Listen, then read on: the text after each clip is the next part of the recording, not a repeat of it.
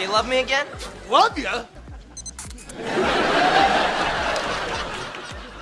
Okay, this is so going on the internet.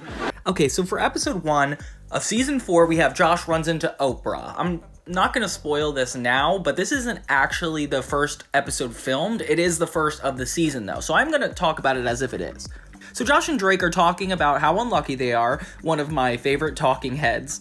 I'm not asking for like a pat on the back every day, but, you know, I just think you could give me a little more credit now and then, you know? I mean, come on. This is such a funny one, and a great intro to the season. Josh even gets electrocuted by the end. It's funny to think that Drake is like that delirious that he thinks none of this has to do with him. Hey, did you get tickets to see Oprah? No. Maybe she'll come back to San Diego again sometime. I doubt that. No one needs your negativity. You sang flat. You want to pop in the chops? So Craig and Eric surprise Josh for his birthday in bed, which is really sweet considering their relationship is like super one-sided. Like think about all the times Josh and Drake asked for things from Craig and Eric and very minimal times they've ever given it back. Like they took care of Papa Nichols, they set up wiring in their houses like for them. I don't even know. Oh, hi, Drake. Hey, Drake. We'll let you guys in our house. Well, Megan opened the door and told us that we could. So Drake comes in and doesn't even mention Josh's birthday despite Josh's hints. He seems pretty upset, which is heartwarming that Josh cares so much. Like, I like seeing this side of him. Today is a very special day. No. See? How much you want to bet that this entire episode is going to reflect the cold open? I like it when they do that, though. I do not have bad luck. Because he has bad luck. Anytime something terrible happens to me, it's because of Drake.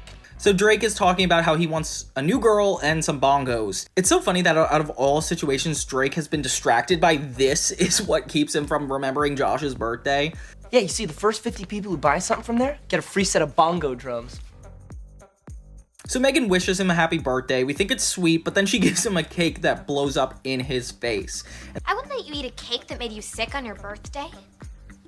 I'm sorry. I didn't say it wouldn't explode.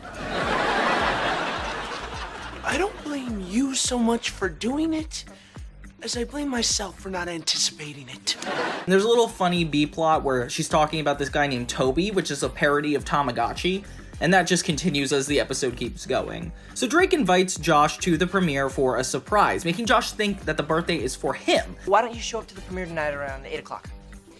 Sure. All right, cool. See you there. So he plays his bongos. Josh gets to the premiere, thinks it's his birthday party, but obviously nobody calls out or anything, so I don't know how he even believes this is for him.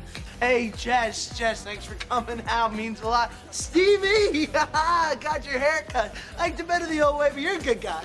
His comments to the people though were so funny. Like, who are these people? This party turns out to be like for Drake's new girlfriend Tabitha. Why is everybody hiding? I'm already here. Tabitha, like, isn't that a name of a witch? This ends up with Josh running off sad, and Drake learns that it's his birthday when Helen asks him about it. A nose hair trimmer? Yeah, Josh needs one. Not me, though. My nostrils are naturally hairless because I have a condition called nostropecia. Yeah, you will not find one hair in this nose on account of the nostropecia. She keeps talking about nostropecia, which is actually one of my favorite gags of hers. Megan is panicked about Toby, and it keeps going because she seems like she's raising a child the way she's panicked, and it's kind of funny. I like seeing Megan like this, concerned. I know how bad you must feel right now, but tomorrow morning, I guarantee you'll feel much worse. That doesn't make me feel any better. I know. Night. So Drake ends up surprising Josh with tickets to Oprah, which is the perfect solution to this problem. I think it's a great idea. Josh kisses him.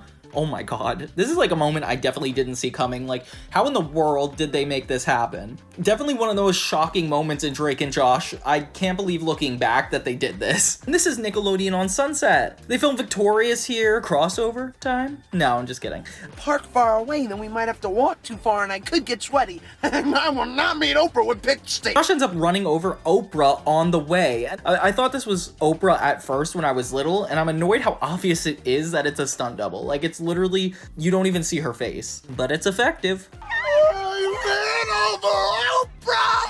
So Josh is pretty much mortified while Drake gets another cop's number. Are you the young man who ran over Oprah? Oh, no, that's my brother Josh. He's the one! Then people attack Josh, like kind of they did in the Theater Thug episode, for hurting Oprah. It's funny because Drake seems to have given up on making things better already. He got the tickets and suddenly he's not worried about being inconsiderate again. Like, he's barely getting by. Drake comes up with a plan for them to apologize to Oprah. So they go to the hospital. Turns out to be way too hard because Oprah's bodyguards do not let them in. Apparently you've forgotten I'm Drake. Just wondering if it's okay if my brother Josh and I go and say a quick hello to Oprah? You know, Winfrey? Even tase them, which is such a funny bit for physical comedy. It's definitely a really good step for season 4 already. Drake says Josh has a flesh-eating virus and it gets rid of the guards, perfect, but the nurses come in and try to save Josh. That's him! That's the boy with the flesh-eating virus! The one with the big head? Yes! Okay, it's not that big, first of all. And whoa, wait, Drake, what are you doing? And Drake doesn't even do anything. He just gets the mashed potatoes on the floor. Like, how is he so ignorant? So later Drake is playing bongos when Josh gets back. Hey, man. Hey, man. Hey, man. He is fully aggravated because he had a acidic bath, apparently. They fight again, but I wouldn't forgive Drake for ditching him this time. Like, that was a little too shallow. The fact that Josh had to get this whole bath is disgusting. But I do like their back and forth about it. You are never gonna make up anything to me ever again. Josh goes back to the premiere and Drake has a surprise party for him. Why didn't he just do this in the first place? Thinking about it though, it's not Drake's fault Josh hit Oprah. Although the other events were Drake's fault. Not that it's a debate, just saying. Not that it's a debate, but just saying. I don't know how these extra birthday gifts make up for it. I would be a little bit still annoyed about the acid bath. And then he gets a motorcycle, but it's on his dad's credit card, so it's not even like Drake paid for it. Dude, how did you afford to... No, Dad's credit card.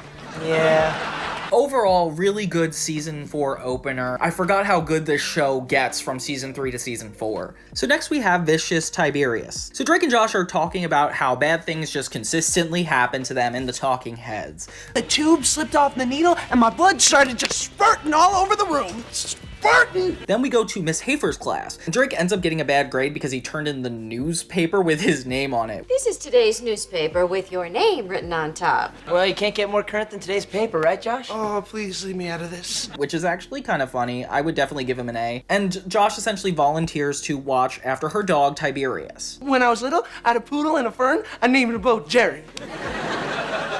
Of course you did. Miss Hafer literally almost physically assaults Drake. Jesus. Meanwhile, Walter starts working out in order to compete with Bruce Winfield, and I feel like this is when his name gets mentioned a lot more. Drake can just laugh at him because obviously it's not gonna happen. On your way home, would you pick Megan up from oboe practice? I'm gonna be here all night working out. It's not funny! And then they go into Miss Hafer's house. It's so funny because this house is so memorable because of this episode. Like, it's not even in other episodes, but like, once I saw Drake and Josh enter the house, I like knew what was gonna happen. Reminds me of how like Carly, Freddie, and Sam get stuck in Miss Briggs' house in iCarly. That's definitely like, what's with their thing at going into teachers' houses? Breaking and entering teachers' houses. Well, I'm in charge, and I don't want you rifling through Mrs. Hafer's drawers. I'll grow up. The New Jersey joke is super funny. Obviously, it's a meme now, but I just had to point it out. Then they find out that Miss Hafer is a comedian when they find like a tape and they put it in the TV. And it kind of reminds me of when we discovered that Helen was on Happy Days. Like, getting the adults a little backstory is so fun. I didn't ask for it, but I appreciate it. Josh finds her funny, which is kind of sweet. I feel bad for her here. Okay, who threw the chair? Hey, she has a booger in her nose there, too. At first, they like the dog, but immediately get scared when they have to give him the medicine. I used to be scared of dogs and had many situations where I would have to hide and run away from them, so this episode related to me a lot. The dog ends up scaring them enough for them to run into the bathroom, and they're freaking out. What's this dog's problem? Its problem is it wants to eat us, and we're in here. Their acting is really good because I feel like this scenario in itself is not a huge deal, but the fact that they're reacting so intensely to it is what sells the episode for me. I'm scared. Oh, and I'm in here because I love hanging with you by a toilet. They call Walter, but he doesn't answer because he's still working out. And then they eventually drop the phone in the toilet. Oh my gosh. Probably doesn't even work anymore. Yeah, well, let's see. Still works. I knew the toilet still worked, Drake. I meant my phone! Oh, well, that's gone. And that is such a funny joke. Then they try to ram the door, but bash into it. Josh counts 3, 2, 1, which kind of reminds me of how Freddy does in iCarly. Why didn't you open it? You didn't say go? I said on 3. Yeah. 1, 2, 3, go. They attempt to get another cell phone, so Drake runs into the room, confronts the dog, drops the phone, and Tiberius eats it. Oh my gosh, back to square one. So they're stuck in the bathroom when Megan comes in. Megan! Suddenly, she's super friendly with the dog. Drake and Josh are surprised at first, but then they're like, oh, they're both evil, that makes sense. She doesn't help and ends up leaving them in the dust, too. Really? Yeah. See ya.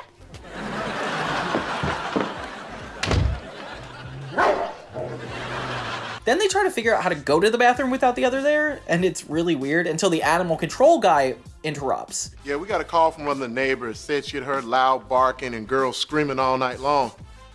Are you the screaming girls? He ends up being just as scared of the dog and getting stuck in the bathroom with them. Oh my god. Eventually, they just decide to, like, go and make a run for it. Drake inevitably gets, like, stuck in the fan as if he's trying to get out. Josh, help! Josh! I'm dangling and rotating! As he's trying to get out. Why didn't they just do this earlier? They should have just ran away. And I wonder how long they were in this bathroom. It feels like hours, but it could have been like a half hour. Josh uses like meat from the kitchen to throw the dog off guard, which, Josh, you're supposed to be taking care of him and you just like leave the house with the doors open and the dog in the yard. Like, this is terrible. I don't know why he's not worried about losing Tiberius, and that's not a part of the plot. They end up coming home and learn that Walter was looking for them. He's not even there. Little did they know that he actually went to Miss Hafer's house. How did he get the address? I'll never know. And confronts the dog himself. He even runs into the animal wrangler. I made a duck. Hey! Oh! Nice one! I like that we have like a normal episode, then a bottle episode, but then we're gonna go to another bottle episode. That's kind of where it's annoying.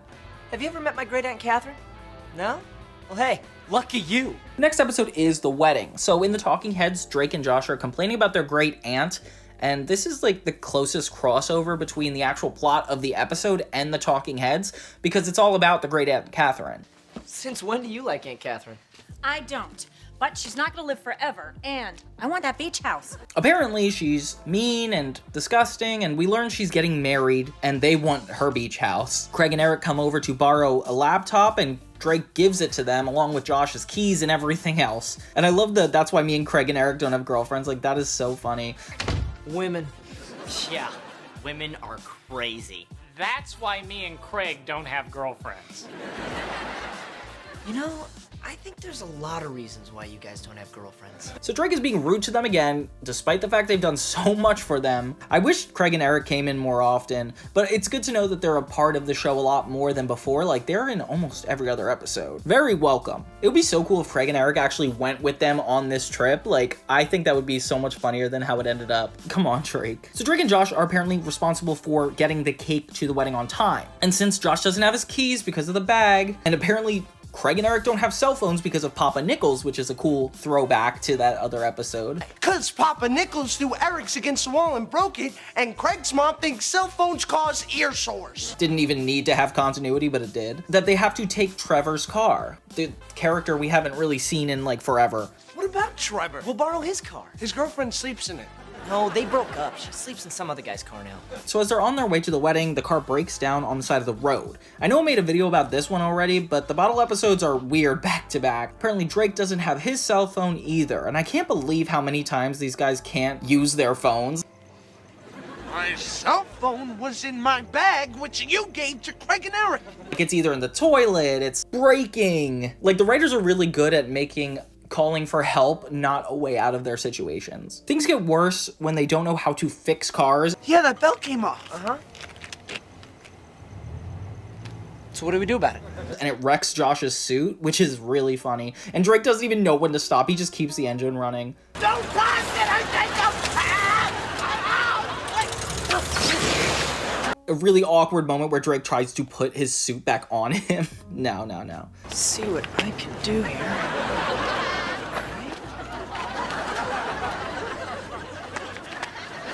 Apparently they only have 40 minutes, and there's no way you're gonna get there in that time. I feel like I remember time being like a big part of this episode. Like I remember being worried for them that this clock was going off and they're gonna miss the wedding, which is a good conflict to build.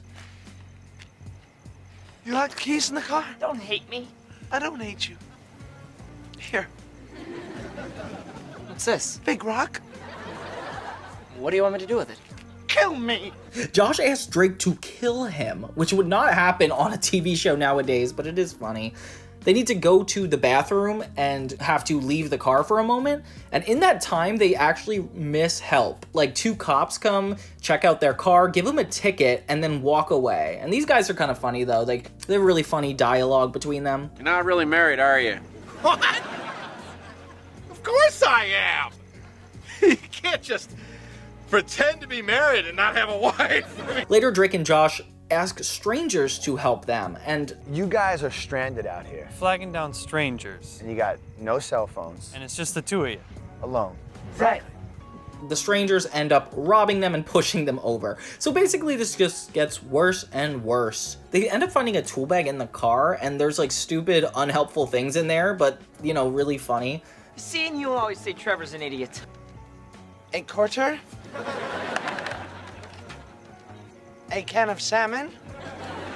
Open. An ice tray? And half a shoe. They try to break into the car, but they end up hurting Josh instead, and I don't know how this could get any worse. Next, a tow driver comes by, and his name is Leslie. Hey there. Hi. Hey. Hello? He's about to save the boys until Drake kind of makes fun of his name, and then he ends up turning on them and leaving them behind. Oh my gosh. It's so funny that Drake manages to push away the only help they were about to have. Like, clearly he's not aware of the situation or at how intense it actually is. They eventually get the car working and think they're about to get there. They end up getting the car working, and we think that it's all gonna be good and we're gonna get a happy ending, but then it catches on fire instead. Super depressing.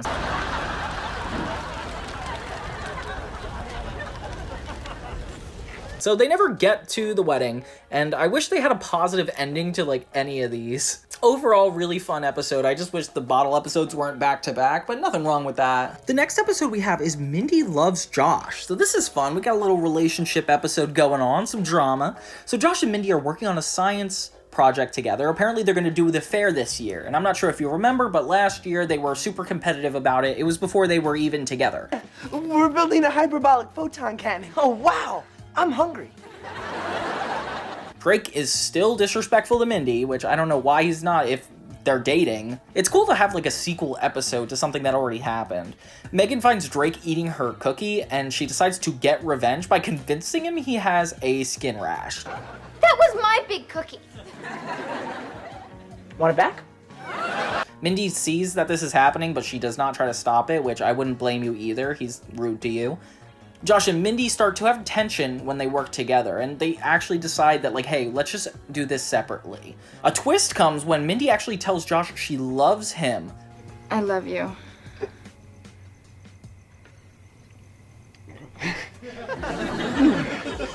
See you in chemistry. And he just responds with, see you in chemistry, which kind of reminds me of the That 70s Show episode where Donna tells Eric she loves him, but he just says, I love pie. I do love that plot. It's like not getting the emotions received back that you put out. It's definitely like a good premise. Drake! Hang on, I'm busy. Mindy just told me she loves me. So Josh tells Drake she said I love you, but Drake shoots him in the eye, hurting poor Josh once again. This is like the 50th time he's been hurt. No. Drake is freaking out because he thinks this is like the end of the world, which is so funny because that is so in his character to think this is a bad thing. And he says that Josh needs to cut and run. What if I love her back? Meanwhile, Megan does convince Drake he has dermatomaculitis and sprays something on him while he's sleeping. It's so funny because Drake rarely gets hurt, but when he does, it's always because of Megan specifically. Like, he doesn't have bad luck, she's just targeting him. Okay, we'll go to what'swrongwithmybody.com. What's wrong with mybody.com? I have it bookmarked. He doesn't want his parents to find out, so him and Josh look up how to cure it, and it turns out to be lizard pee. Ew. So meanwhile, Josh and Mindy have a talk and have great communication. Like, these are a really well-communicated couple. She says she'll give Josh the weekend to think about how he feels and respond, which is really nice. Yeah, that was just the impression I got when you responded by saying, see you in chemistry, then running away like a frightened little girl. But Drake convinces him that she's doing this as a tactic to get him to be distracted from the science fair. She's trying to distract you so she can beat you again. Drake, Mindy's not like that, okay? And I'm sure she's just as distracted by this as I am. I don't appreciate you accusing. Hey, I don't. Josh doesn't think so at first, but then starts to believe it when he sees her rolling in her invention. What's all this? Just some components for my science fair project. Got a lot of work to do this weekend. Later.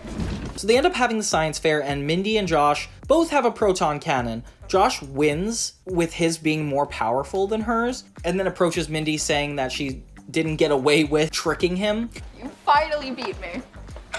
What, is someone upset their little plan didn't work? Excuse me? Which is funny, because obviously the only relationship Josh has to a girl is Megan, so of course he's gonna talk to her in a similar manner. Like, he doesn't have that much experience with girls. Mindy's offended that he thought this, and she basically says, like, I let you win, proves it, and we feel bad because they break up. I wasn't lying. About anything. They, like, work so well together, and I'm so sad that they ended up breaking up. I get it, it's to say goodbye, but, like, you guys didn't even need to break up, so, like, why are you kissing? This was, like, the most dramatic episode of Drake and Josh. I remember when I was little, skipping it because I was like, oh, this one has too much drama going on. But looking back, I'm like, this is definitely as character development as Drake and Josh will ever get. Drake ends up doing the lizard pee, and Megan tells him what she did. He even, like... Or, you know, there is another cure. What? Next time, don't eat my big cookie. What are you saying? Wipes his lip and gets it in his mouth, which is disgusting. Oh! And then in the end, Josh and Mindy decide to just be friends, and it kind of feels like it all works out. So, you two aren't gonna be making out anymore, but you're still gonna hang out and study together. Basically. Yep. Yeah, and I'm the dumb one. Next we have Who's Got Game. So this is kind of important to the episode order because in the last episode, Mindy and Josh broke up, and in this episode, Josh is seeking out other girls, which would be really upsetting if he was still with Mindy. I would be really annoyed. So Drake and Josh have a bet in the opening, which is kind of a spoiler because they have a bet in the episode. And of course, in the opening, Josh loses. What? Tuna! We find out that he has a crush on a girl at the premiere, and Drake thinks he's, like, incapable of making it work. Come on, man, look at her. She's ridiculously hot. Don't you think she's a little more my speed? And they end up even getting in a fight about it? You can't be fighting while you're on the job, right, Josh? Right? Hey, what's the haps? I'm Josh. Just saying if maybe you wanted to hang out. So Drake and Josh do another bet, and that's why it's referencing the cold open. And Josh bets that he can get more girls than Drake. One of us can date the most girls in 1 week. Me or Drake?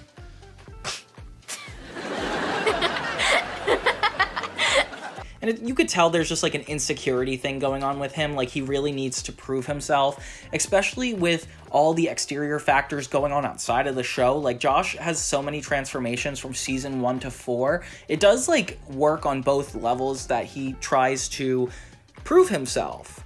We switch bets. Whoa, no way. I'm Drake, okay? I sleep in the cool bed.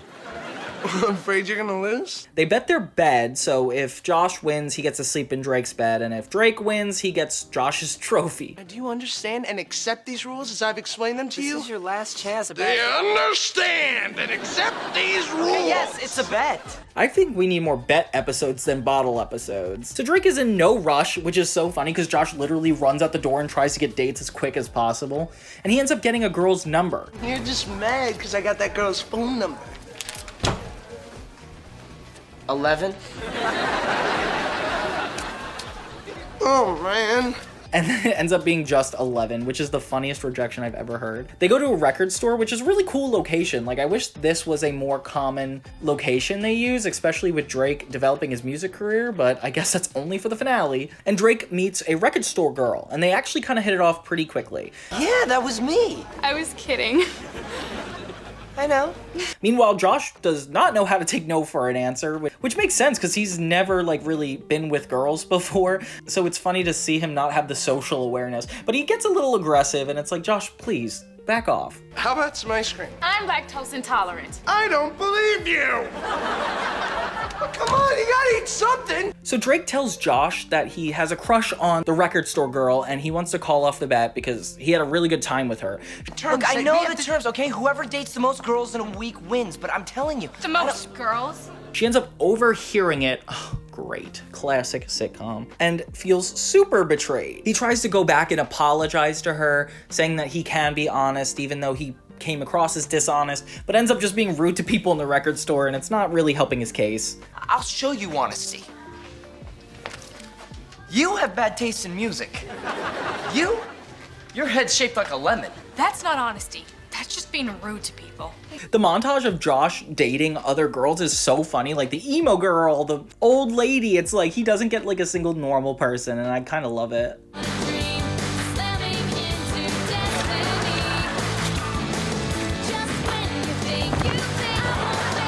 Meanwhile, Drake uses Craig and Eric again to reenact like one of them losing a wallet so Drake could look really honest. And it's full of cash. Let's keep it. Keep it? No. We have to find out who this belongs to. And he even ends up taking Craig's mom's credit card in this. Oh my gosh. But this is a really funny bit. I love that the fake acting that they're doing. Because you didn't invite us to your birthday party. Well, did you invite me to yours? Yes. Don't you remember? You showed up, ate my fudge cake, and took a nap in my bed. Drake ends up calling a bunch of people to the premiere, and it turns out to be a bunch of people he's wronged in the past. And he gets the record store girl to come see him be honest. When I broke up with you, it wasn't because I was moving to Switzerland. I don't even know where Switzerland is. South of Germany, east of France. Thank you. Which still feels a little performative to me, but she gets it a lot easier. This is one of the funniest parts in the whole show, like hearing Drake admit to all these things that didn't happen on screen. Like, I don't know why, it's just really clever. Yeah, it was my fault that my dad's car ran into your mailbox, not Josh's. Unbelievable! And now Josh. She ends up believing in him. The end. So Josh ends up winning and then immediately falls off the bed like he does not like Drake's bed and it's over. Want to switch back? Please? Never can have a good ending, huh? So the next episode we have is a little off its rockers. It's the Great Doheny. So Josh and Drake are at the premiere, and Drake is bothering Josh because he's making these weird noises with his wrist, and I always thought this plot line was really stupid, but it is funny seeing him be so impressed by it. Why are you doing that? Oh, I'm showing him how my wrist makes that funny sound when I flap it. And Josh nerds out over this magician that enters, Mr. Doheny. Apparently, it's somebody he saw when he was little and one of the greatest magicians ever. I'm just such a huge fan of your magic, sir. I remember I was only 7 when my dad took me to see you at the San Diego Megadome, and I love the trick you did. He meets the boys and he's super nice. He's played by this guy named Tom. You might see him from The West Wing, ER, Modern Family, and a couple other shows. So Josh is excited to meet him and tries to show him a trick with a quarter behind his ear, but then Doheny counters it with blood. Oh! Your ear is bleeding. What'd I do? You've done nothing wrong, Josh. It's not real blood. And calls him a delightfully awkward young man, which is the perfect way to describe Josh. And he even takes it as a compliment. Josh tells him if he needs anything to ask him. And this is where it gets weird. How about lunch? I was thinking you could prepare me a sandwich, which I could then eat. So Mr. Doheny shows up at the house and tells Josh to make him a sandwich, which cringes me out because, like, that is something really rude. And even as a kid, I recognize that. It's like you're an adult man and you're gonna go to these teens' house and expect them to wait on you? Like, what the heck? So Drake hates him pretty quickly as he keeps trying to do magic tricks on him while he's watching TV. Now what? Now, put it back. Very good. So what's my card? Cough.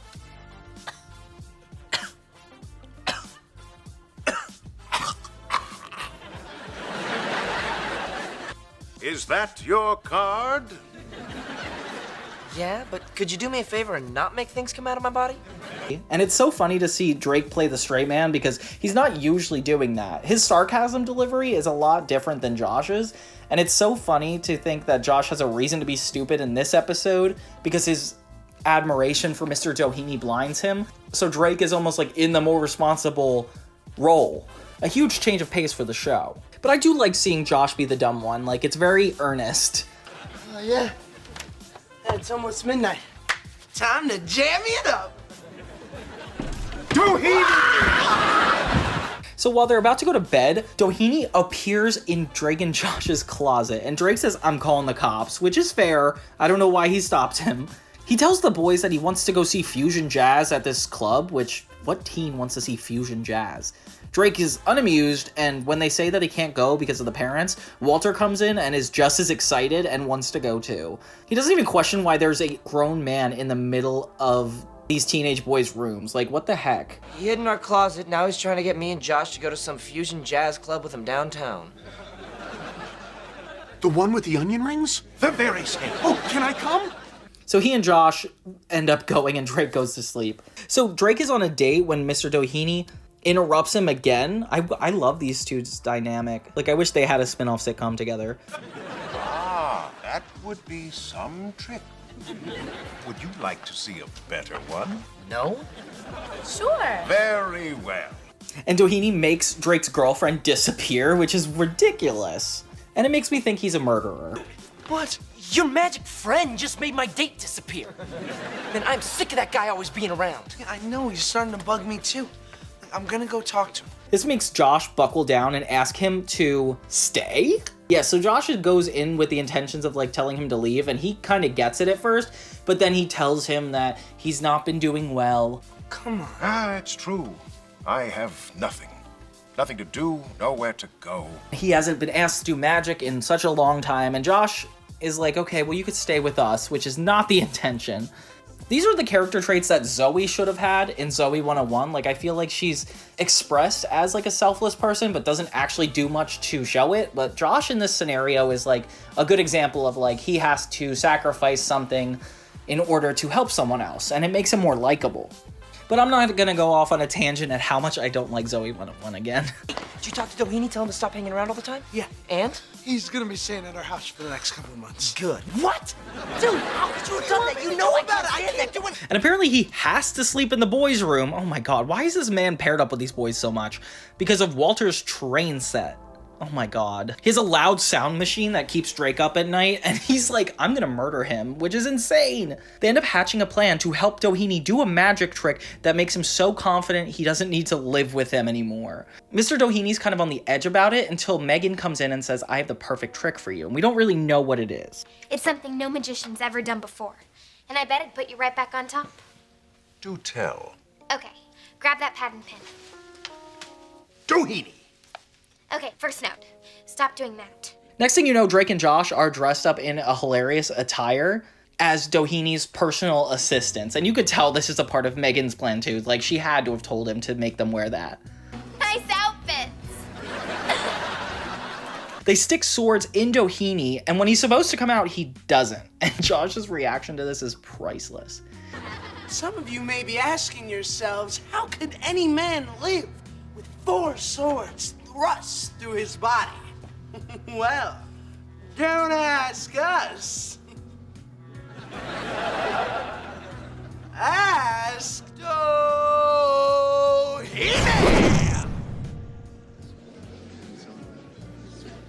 They end up having a funeral and are aggressively called out during the speech about how it's Drake and Josh's fault, which is not fair. Like, I don't think these 2 teenage boys are responsible for this man dying. Like, it was his plan. It's more than just a magician impaled before his time. But the funeral reminds me of like last season when they thought they killed Helen and they were all like in their premiere outfits in black. Like, that was funny. And now it's actually happening. Like, the show has taken such a dramatic turn into the fantasy that it's like crazy. So during the funeral, he ends up coming back to life, and it's clear that this was all a part of his trick. It turns out to be the greatest trick of all time, and he even makes Josh and Drake's trousers disappear, and they run off in embarrassment. You could tell that They needed Drake and Josh to believe it, so it looked more convincing, which you could tell is a part of Megan's plan because they definitely didn't need to do that. Doheny! Look! Oh my!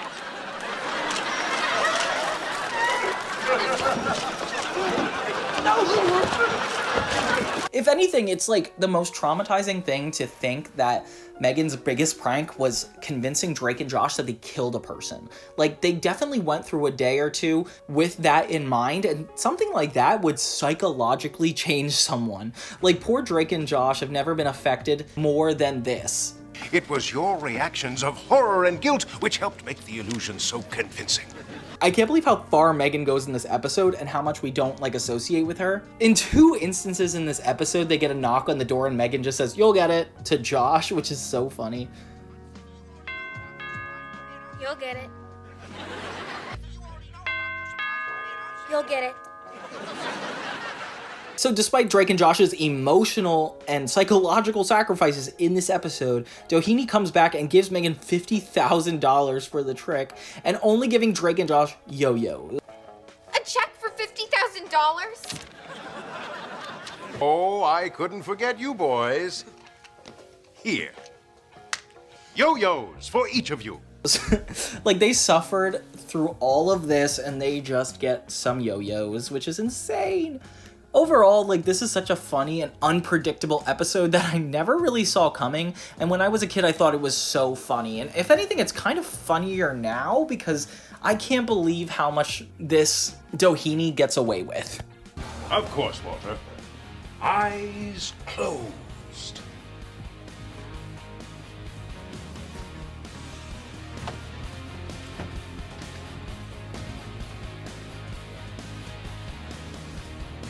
Where'd he go? Vegas. Okay, next we have I Love Sushi, which I didn't immediately remember from the title. So Drake goes to Josh with the girl he's about to see a movie with, and she's obsessed with syrup and popcorn. Oh my god, this is disgusting. Don't your hands get all sticky? Uh-huh. What happened to the record store girl from like literally 1 episode ago? There's a crew of signups in the premiere for apparently the show Pump My Room, parody of Pimp My Crib from MTV, if you guys know that. 2000s, they were nuts. Oh, let's go sign up. What about your date? Yeah, she's fine. She's got popcorn and syrup. Come on. They just have to send in a video of them saying why they want their room pumped. So Megan comes in looking for a hot glue gun for their parents' anniversary. Apparently she's in gymnastics and all these extracurricular activities that I didn't realize. Like, how does she have time to do all this stuff? And is it like even in character for her to do them? Bobo practice, gymnastics, and collecting antique sponges? I barely have time to breathe. Well, feel free to stop breathing anytime. He said it. Drake and Josh are like, wow, we could just do the Pimp My Room thing for their parents. They make a cringe video where they're bad at acting and asking for their house to be pumped. But not for us. For our parents. We call them Mom and Dad. And I love seeing them attempt to be innocent. Like, it's so cheesy. Please. A kid shows up with nachos, and this is one of my favorite B-plots in the show. It turns out to be Megan's new assistant. Drake and Josh eat the nachos, and their mouths get stuck. They try to answer a phone, and they literally are like speaking gibberish. They can't get it out. Hello? So the crew find Drake and Josh at the premiere, saying that they won, and all they have to do is leave the house key under the mat, and they'll come home after a few hours with their house completely pumped. Just leave a key under the mat. Oh, we don't have a mat. Buy a mat, leave a key under it, and the Pump My Room crew will come in and make sure that your mom and dad's living room is the most special living room in all of San Diego. I don't know, I'm really excited for them. This feels like a win pretty early in the episode. Driving all over the city. What's going on? Get ready. Obviously, they come back and everything is completely gone. Oh my gosh, so they were robbed. They try to bring their parents in as if this is this big surprise, and it is completely empty. That's right, yeah. And at their request, you made sure that no one was home today for 6 hours. Right, that's pretty much it. So what do you guys think? I think you're idiots. I don't know, I would have trusted those people. They seem pretty peppy and not like robbers, so. The cop asks for Walter and Audrey's coffee, but then they don't have the coffee machine, so he just eats it with a spoon. I don't know why this needs to be in here. Megan's little assistant throws an egg at the cop, and they think it's Drake and Josh, so they make them do push-ups. I don't know if as a cop you can make somebody do push-ups. This is insane. And whose are these? The egg fairies? I don't even know where those came from. 50 push-ups. You can't make us do Push-ups! Oh! So Drake and Josh realize that they need to get jobs because of how much they need to pay back. They get dressed up and go to a temp agency. Josh actually wears a suit and Drake doesn't, which is so relevant. I don't know why Josh just allowed him to do this. We'd like one? Yeah. And I'd like to meet a woman who doesn't change her phone number after the first date. I don't know why they also didn't just try to do something in their interests. Like, Drake literally is a guitar player. They could apply to other jobs. Like, why a temp agency? The man is pretty aggressive about the girls that change their phone numbers to him. And this is a long-running joke that's kind of funny, but he's a scary guy. The number you have reached has been disconnected. Every time! They end up getting the boys a sushi job at $18 an hour. Jesus, that is a lot, especially for the time. I feel like 18 an hour here is like kind of normal, but like at the time, that's like, I think minimum wage was like $10 or $11. Let the sushi roll! I get it, sushi roll. That wasn't a joke. That was an unfortunate coincidental pairing of words. Then they recreate that famous I Love Lucy scene. The boss is like super aggressive and says she's going to check their performance in 2 minutes. Like, you go 2 minutes on this new job and you're already getting a performance check? What the heck? And it's just them like throwing sushi at the ceiling, trying to stop the sushi from going through the belt. It's a lot of physical comedy and it's funny, but obviously not their best jokes.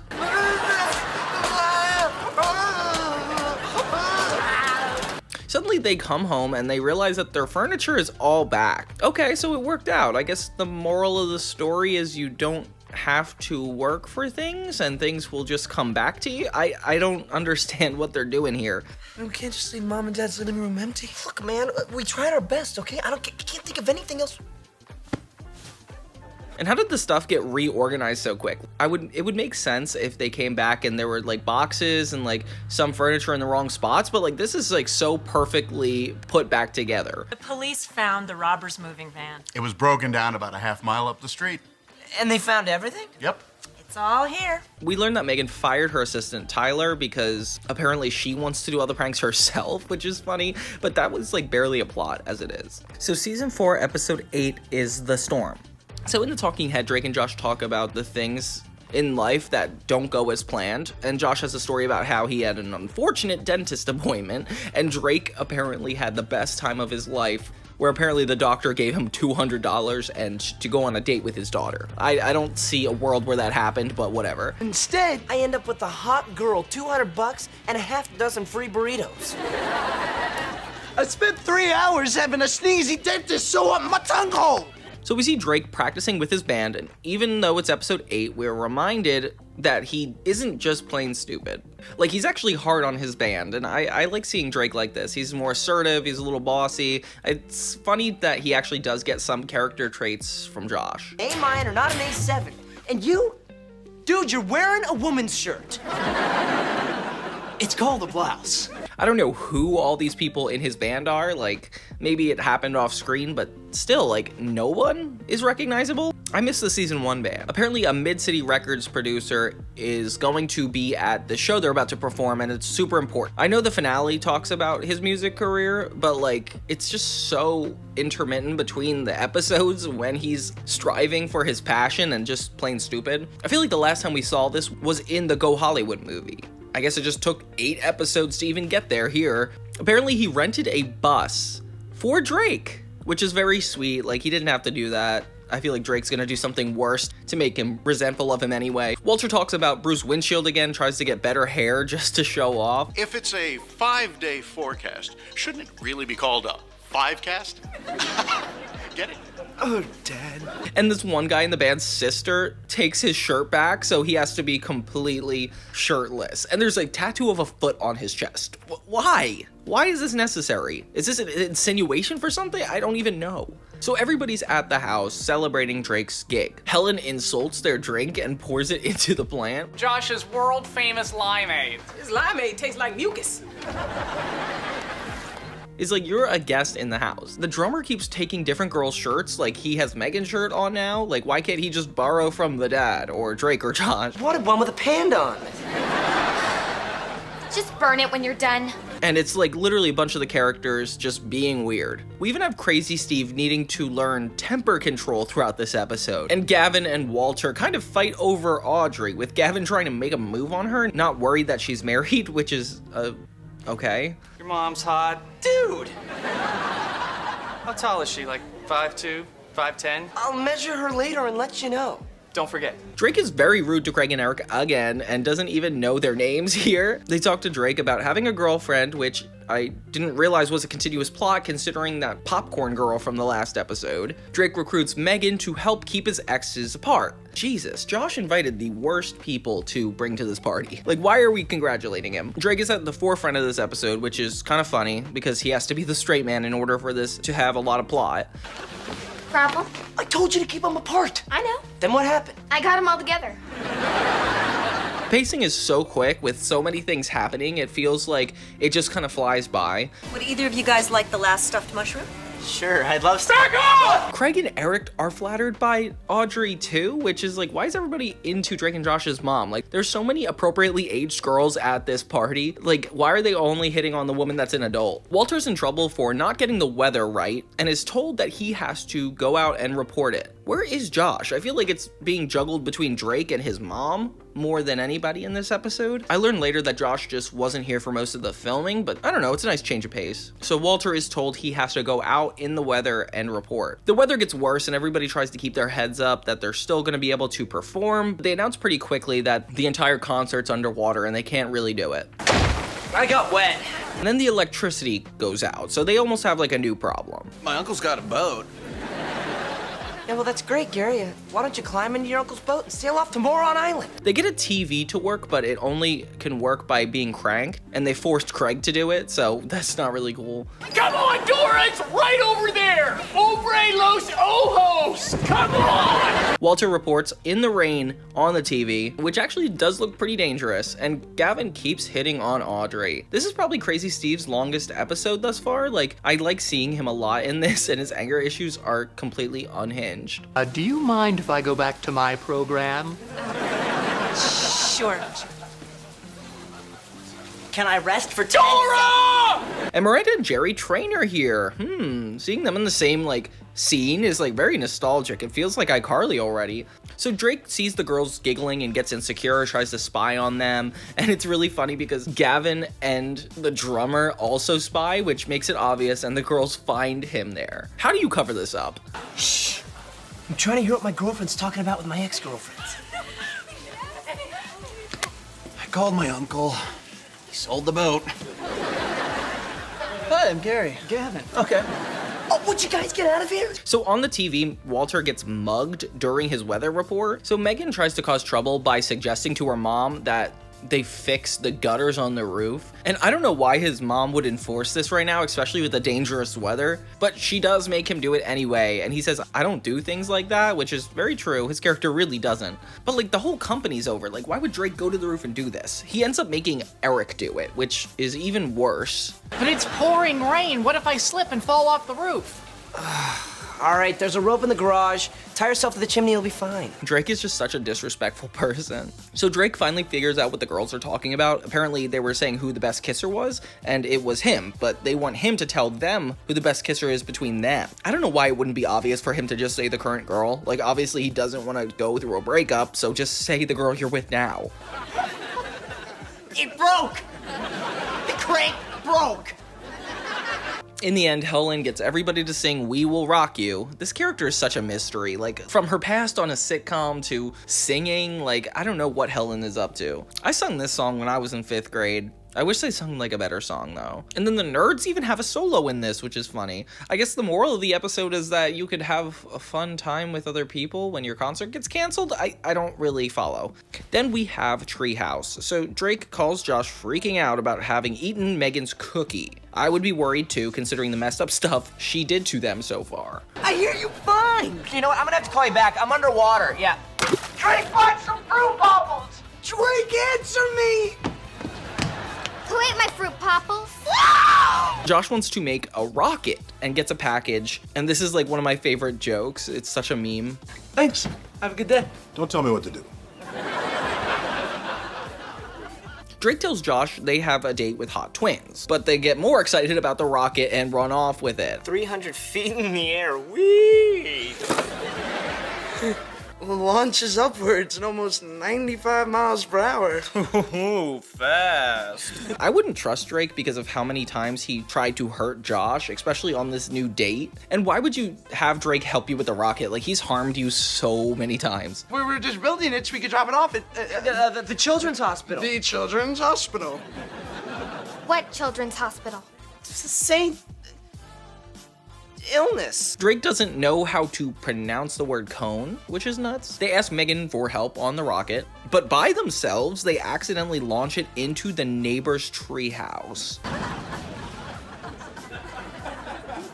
Out the window. Next thing you know, they're next door, and they learn that the treehouse actually caught on fire and completely burned down. You know what? You guys are lucky that's all that happened. The parents volunteer Drake and Josh to help fix it, and they include Megan, which makes her really angry because she really had nothing to do with it. Whoa, whoa. By the three of us, I hope you mean Drake, Josh, and Josh's imaginary friend. She just wants to go to her little 5th grade party. So Drake, Josh, and Megan are assigned to work on this treehouse, and it cuts to them like about to be done, which how in the world did they do all this? You guys make me sick. Maybe I better go check into St. Illness. I would be worried about Megan doing something scary too with all the industrial equipment they have around them. So as Josh and Drake secure the final wall, they forget to make a door, leading to some of the most memorable jokes in the series. Solid. Well, 5-inch titanium screws. Excellent. So are we done? Yeah. I just gotta go down and get the door nails. So another episode where they're stuck. Megan comes back to realize what's up, and she ends up being super rude to them. Oh my god. This is the greatest thing that's ever happened. And ditches them in the treehouse, which she kind of gave them their karma. She really did miss her party. Megan! Megan! Megan! Megan! Megan! And she even unplugs the screwdriver, so they actually have no way of getting out. Oh my god, Megan. But what's gonna happen if you poke the bear? I don't know. Set this baby to reverse. Yes, can I help you? It literally becomes nighttime, and they are still there. I cannot believe how long it takes, and no one realizes that Drake and Josh are completely missing. Why hasn't the family even been curious yet? I wish I had an inside-out burger right now. Would you stop talking about burgers? All right, I can't take it. I can almost smell them. Oh, hey, what's up? I can't believe you! She's grilling burgers! What? Okay, this is a new low, even for you. Really? Because I think it's a new high for me. Megan tortures them by making burgers in the neighbor's backyard, which is so disrespectful. She knows they're super hungry. She ends up throwing some of the burger meat, and the guys actually eat it. It's very gross. I don't know why it takes so long for this moment to happen. And I guess this is what makes this bottle episode unique. Like, none of the other episodes had them eating something gross. I don't know. You will not eat that squirrel. I don't want to eat him. What are you gonna do then? Well, I'm gonna write a note and tie it to his tail. Yes, because when I see a squirrel, the first thing I do is check his tail for messages. And then a squirrel attacks them, which is really funny because Drake is super unhelpful and doesn't actually get Josh out of it. Later, Craig and Eric show up to Drake and Josh's house, and Megan ends up setting them up on a date with the twins, which is kind of really nice. Drake and Josh moved to Canada. Canada? But they felt bad about missing your date, so they're sending another couple of guys over to meet you. Okay. These lucky guys, I bet this has never even happened to them before. Twins? Like, she's so vague about the details though, like I don't know how they would know how to get to their dates. She doesn't say the time or what. So as Craig and Eric are on the dates, the girls kind of ditch him, which is really sad. Like, I feel like I almost got a win for them, and I was so excited about that, but whatever. You and me together, we're gonna throw ourselves against that wall. Right, with our combined weight running full speed, I think it'll be enough to break it. And meanwhile, the episode kind of ends with Drake and Josh charging at the treehouse.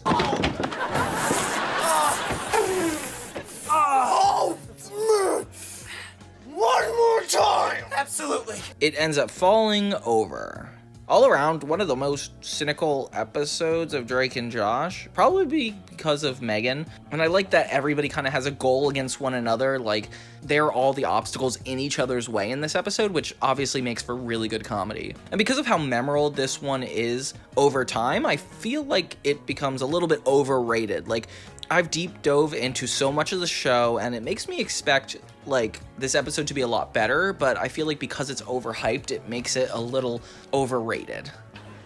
No! Don't touch me there! Of course, some of the jokes are super iconic, but it makes me just want to tell people, watch other episodes too. Like, this show is really good. But we have dates tomorrow. With hot twins. Tough squash. Squash? I don't know. He says things and I don't know. Okay, so next we have my dinner with Bobo. So Drake sets up a loudspeaker in the house during the talking head. Like, how does he do this? And so every time Josh runs in claiming he heard a noise, Drake pretty much gaslights him, which happens a lot on this show. That siren! I didn't hear a siren. Okay. So Josh asks to borrow the car from Walter, leading to a series of people trying to take Walter's burger. He's just trying to eat it, man. Let him finish. Drake also comes in, and he wants the car as well. He's gonna be playing at a women's prison for his gig. I don't know why he's so excited about that. Yeah, my band's got a gig at the San Diego Women's Correctional Facility. That's a prison. A women's prison? So Drake and Josh essentially fight over who gets to use the car like children. Walter doesn't really want to deal with it, so he just genuinely runs away. Didn't you say I could use the car? Uh-huh. But you said I could use the car tonight. That is also true. Well?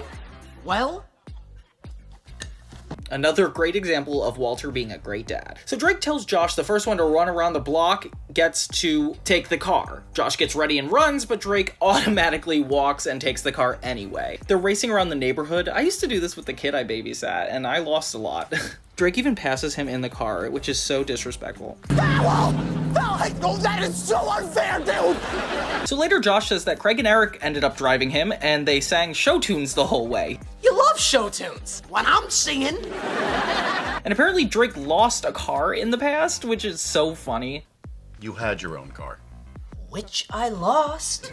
They say that together they have about $1,200, and Walter says he'll match it, but they have to help take Megan places and help with the groceries in order to receive the money. I'll match your $1,200. All right, that's $2,400. I love how Drake could like never do math, and now suddenly he can add up to $2,400. So with this money, they go to a dealership to get a car. Megan goes with them and wants to get a yellow dune buggy. Dad said I could help pick out the car. Yes, and thank you for helping us decide we're not getting this one. Don't push me. They meet Stan the car man with his monkey Bobo. He says he doesn't like when people imitate him. I don't like it when people imitate me. Sorry. I feel like the funniest jokes in this show are where the characters expect to get the same energy back of positivity from another one, and it just gets shut down. Like Josh telling the mailman to have a good day, and he says, "Don't tell me what to do." That's the same thing going on here. So Bobo's an orangutan, used for commercials, and essentially just by Stan the Carman's side. Drake and Josh realize they can't afford much, and that's kind of the end of it. They come home and could not get a car. I wanted the yellow beetle. No one cares. What'd I tell you about pushing? Drake and Josh fight again, surprise, and Josh insists they need to agree before either of them get anything. And of course, Drake takes the money and instead buys the orangutan. I never realized Walter is in this show so much more this season, and Audrey is like barely in it. Like, I know she's in the Storm episode and the Treehouse, but Walter is the one making most of the appearances. They just give Megan a toy to play with, and it's like the Tamagotchi, but if there were no actual plot with it. Drake! Josh. Did you take our money? Yes. Don't lie to me. Did you take it? Yes. Oh, I know you took it. Me too. You took our money. I don't know how to be any clearer. So Drake admits immediately that yeah, he did take the money and he got a monkey. Josh is, like, shocked, pretty much. But his logic is that they could make so much more than they did before. But this better work. Man, have I ever let you down? Oh, let me see. Oh, well, they were consistently. So, having to do groceries and take Megan in exchange for running a business, essentially. I don't think this is a good idea, Drake. So, they're at the premiere, and Drake charges people to dance and kiss Bobo at the premiere. Or Helen catches them, which is like, this has to be illegal. You can't just have a business going on in the middle of a theater. You set up an orangutan business here without asking me? Actually, it was my idea. Oh, well, that's fine then. Carry on with your monkey fun. And since it's Drake's idea, she doesn't care as much, but she still asks for half the profit, and it ends up being $20, which I don't know how they did 3 hours of work and only made $40 total. Some rich guy with an accent pays to dance with the monkey.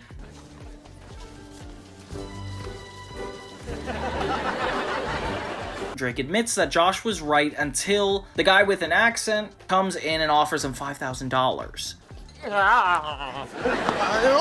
Well, just, sorry, he's got the spastic knees. This is a victory for them. They end up getting $10,000 and they run home. Only Megan points out that the doctor could have had bad intentions. We sold him Bobo. Yep. You sold Bobo?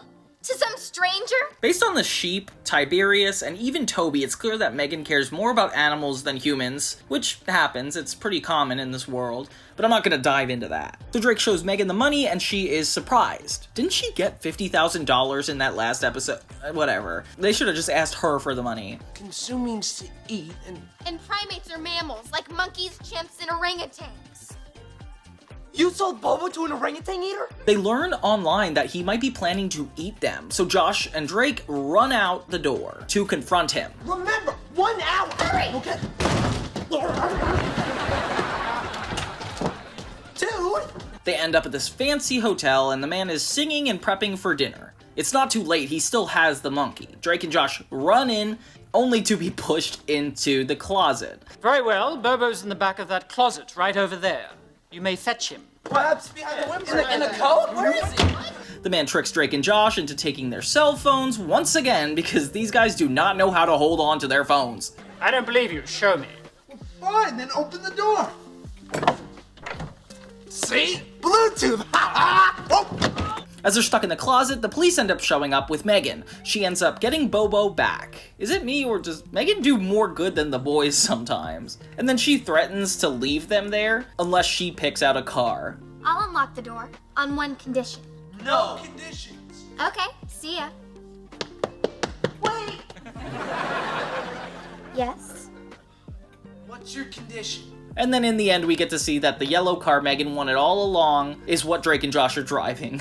Another bad ending for them, but a necessary one in general. Get out of the way! Would you just go, please? Go! Next, we get to a deeper episode. Josh is done. I remember when this came out, I thought they did this plot like a million times, but turns out like Josh getting fed up with Drake and get to the boiling point doesn't happen that much. I feel like in Josh Runs Over Oprah, it dealt with it, but this time is really different, and I'm curious how this rewatch is gonna go. So Drake and Josh both have a chemistry test. No surprise, Drake is playing ping pong and Josh is studying. All right, I told you no ping pong until I learned. With which hand did you think I was gonna catch that? Drake keeps interrupting to influence him to just play with him, which is funny because the first few seasons didn't do that. Like, Drake never wanted to hang out with Josh. So Josh is studying and Drake keeps trying to convince him to play. And they have this like weird tradition where like they act like samurais and play ping pong, which is kind of funny.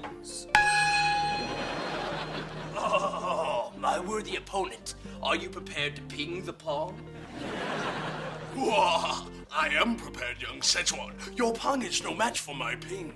Poor Josh, though. I feel like his character is getting worse the more he hangs out with Drake. They end up breaking a window with the paddles. I wonder how much money Drake and Josh have racked up at this point. You have smashed the window of transparency.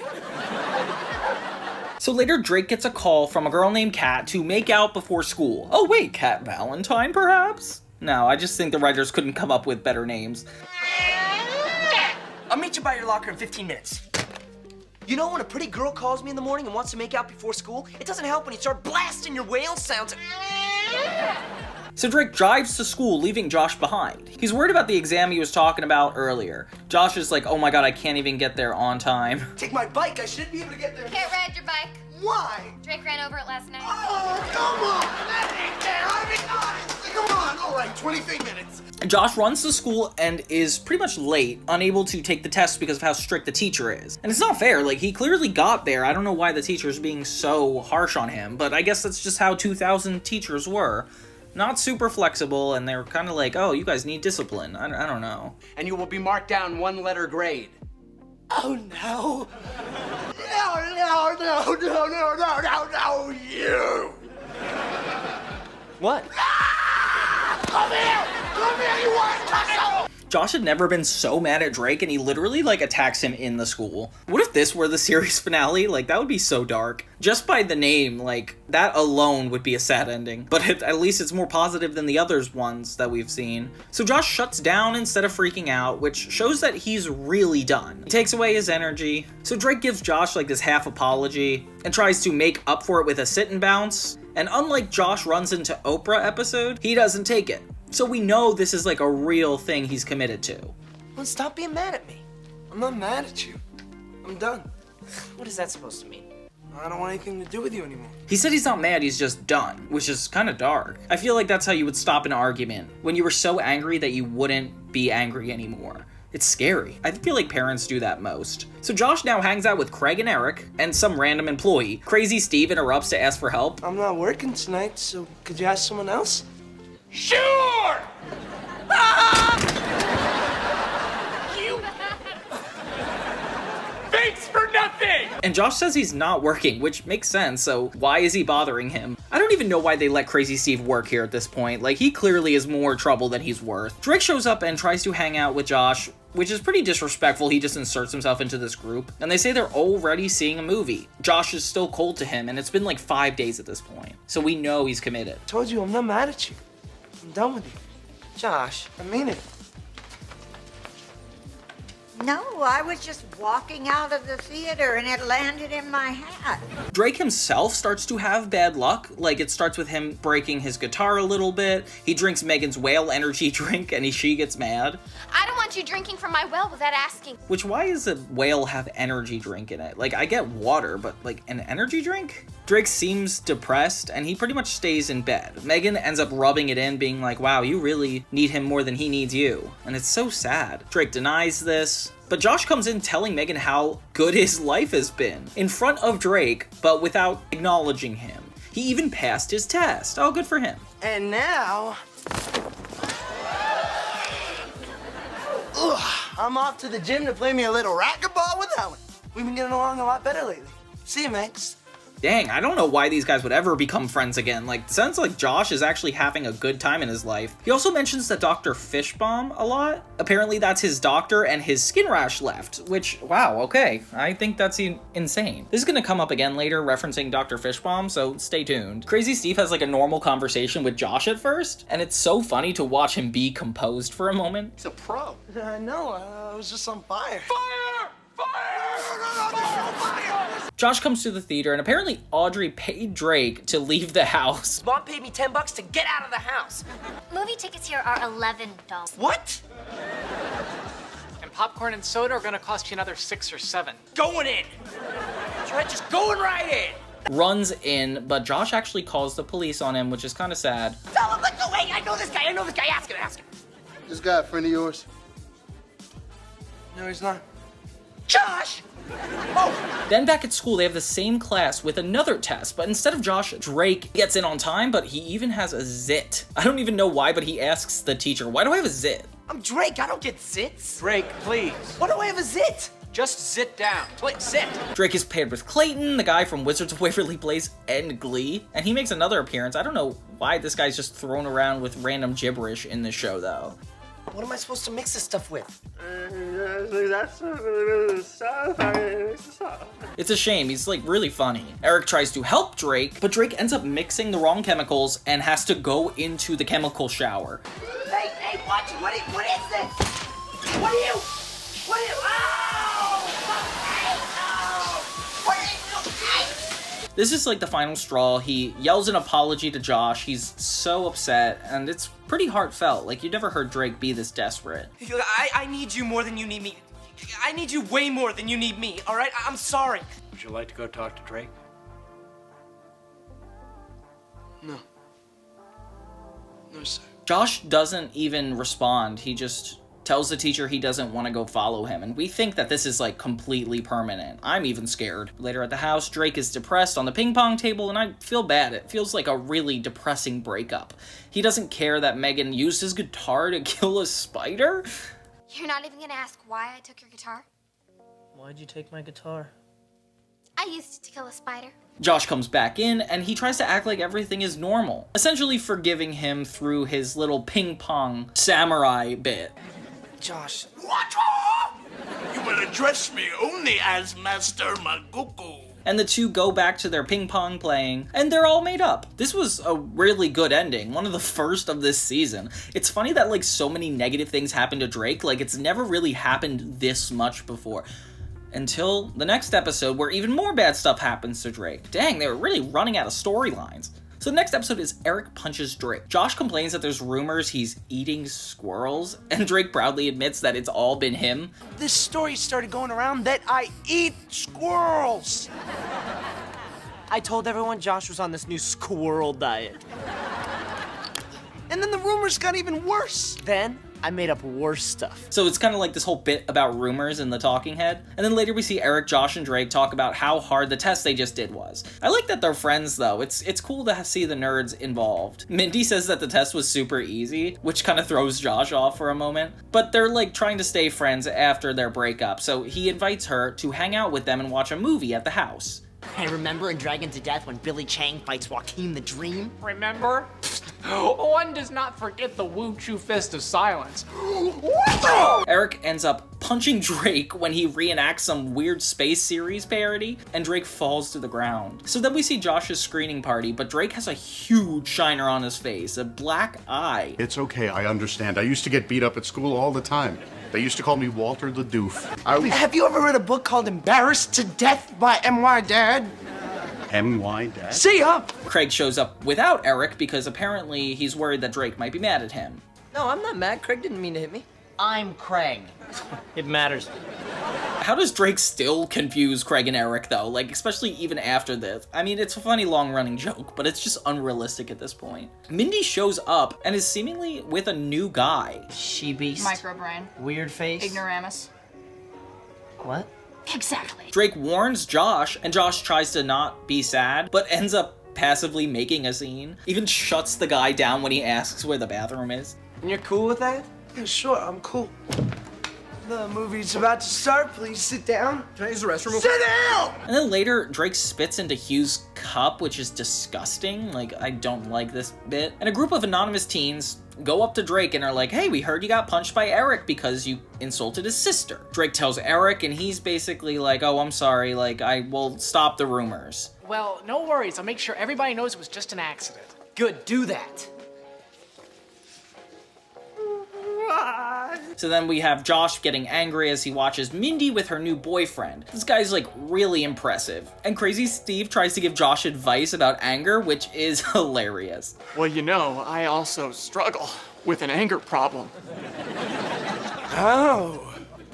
Yes, but now I have this. I forgot how funny this episode is. He recommends squeezing this toy, which kind of reminds me of like a modern day fidget spinner. Drake overhears Eric then feeding into the rumors, and now he's just like popular. No one makes fun of my sister, but he just kept running his mouth, so I had to pop him one right in the eye. He said he tried to stop it, but he's never been so happy in his life. Oh my god, this is depressing. This is starting to feel like a revenge episode because of how badly he was treated by Drake and Josh. Help me! I'm in a predicament! Drake told me to tie myself to the chimney, but it didn't work! And I feel like he should own it. Like, you were really disrespected. Like, of course you get one plot to yourself. Drake tells him to tell the truth, and he's like, no. Oh my gosh. Josh ends up confronting Mindy about the whole boyfriend thing, and his name's Chad, which is hilarious. I feel like at this moment, it's not her BF. Like, by the way they're talking, I'm like, okay, she's just mad at him now. Oh, so his name's Chad. Oh, that's perfect. Hey, Chad. Josh emphasizes his anger with a kick, which I've never seen him exaggerate that much. Drake and Josh fight over the anger toy for a moment, and I realized it's funny because this episode is them both struggling. Josh built a house of cards, and Megan ends up ruining it. With no warning, Drake comes in complaining to Megan and immediately blames Drake for the card house, which is so funny. Drake insists he's gonna punch Eric back, but they both argue because it's like that's not the right way to go about it. Hugh shows up again with this disgusting backwash cup, and it's gross. So move on from that. I thought about being a professional boxer once. I just hate hurting people, you know. Like I had to do to Drake. Later, they see Eric keeps bragging to other people, like he's getting more and more popular. Drake tells him his lies are ruining his life, and he's getting made fun of by everybody, but Eric keeps playing into it. Hey, Eric, wanna come watch us while we do our gymnastics? Sure. Remember, Parker, you better watch yourself unless you want your other eye blackened. I just threatened him Cajun style. Then an inflatable blimp approaches Drake in school, giving him a note, and the teacher yells at him for it. That's so funny. The note turns out to be Craig. It seems like Drake gets his name right. He meets him in the alley, which the note was very specific about. Pork rind? Sure. He's in a dumpster, and I wonder how long he's been there before Drake got here. He's basically mad that Eric's popular and tells Drake that if he makes it seem like he is ready to fight, since Eric is a pacifist, he will back down, and it'll catch him in a lie. Eric is a pacifist. I thought he was Jewish. Then goes back singing into the dumpster, which is kind of crazy. Next, Josh walks by as Mindy tortures him with Chad's accomplishments. They even say that he was in Oprah's house, which is, I don't believe that. Oh, hey, Chad, why didn't you tell everyone about the time you were on the Oprah Winfrey show? If I were Chad, I'd be scared of Josh, though. Like, every impression he's got of him so far has been, like, aggression. I think I'm out of soda. Hey, do you guys have free refills on the ginger ale? Oh, you want some ginger ale, do you? Yeah. Chad can't get enough of his precious ginger ale. Oh, no. I'll tell you what, Chad. Why not call up the ginger ale headquarters, have them back up a tanker truck to your mouth so Chad can suck ginger ale till there's no more ginger ale for the rest of the Earth's population. So Drake finally confronts Eric at the premiere, and it bleeds into an argument. Sorry I had to teach you a lesson the other day. He tries to pick a fight and get him to punch him. Drake makes up stuff about his sister, and it's actually really funny. Hey, it's not my fault his mom eats dog food. One time that happened! Eric is way too scared to fight back, and he admits that he won't to everybody. Considering it took him this long, I'm surprised he even gives up. In real life, I feel like somebody would just act like this never happened. He ends up giving an example of how he did it. See, I was just showing Craig that this kung fu move called the Fist of Silence. And then ends up punching a girl, ending up just as lame as they viewed Drake. It's okay. You were never meant to be popular. Mindy tells Josh it's actually her cousin. He's my cousin.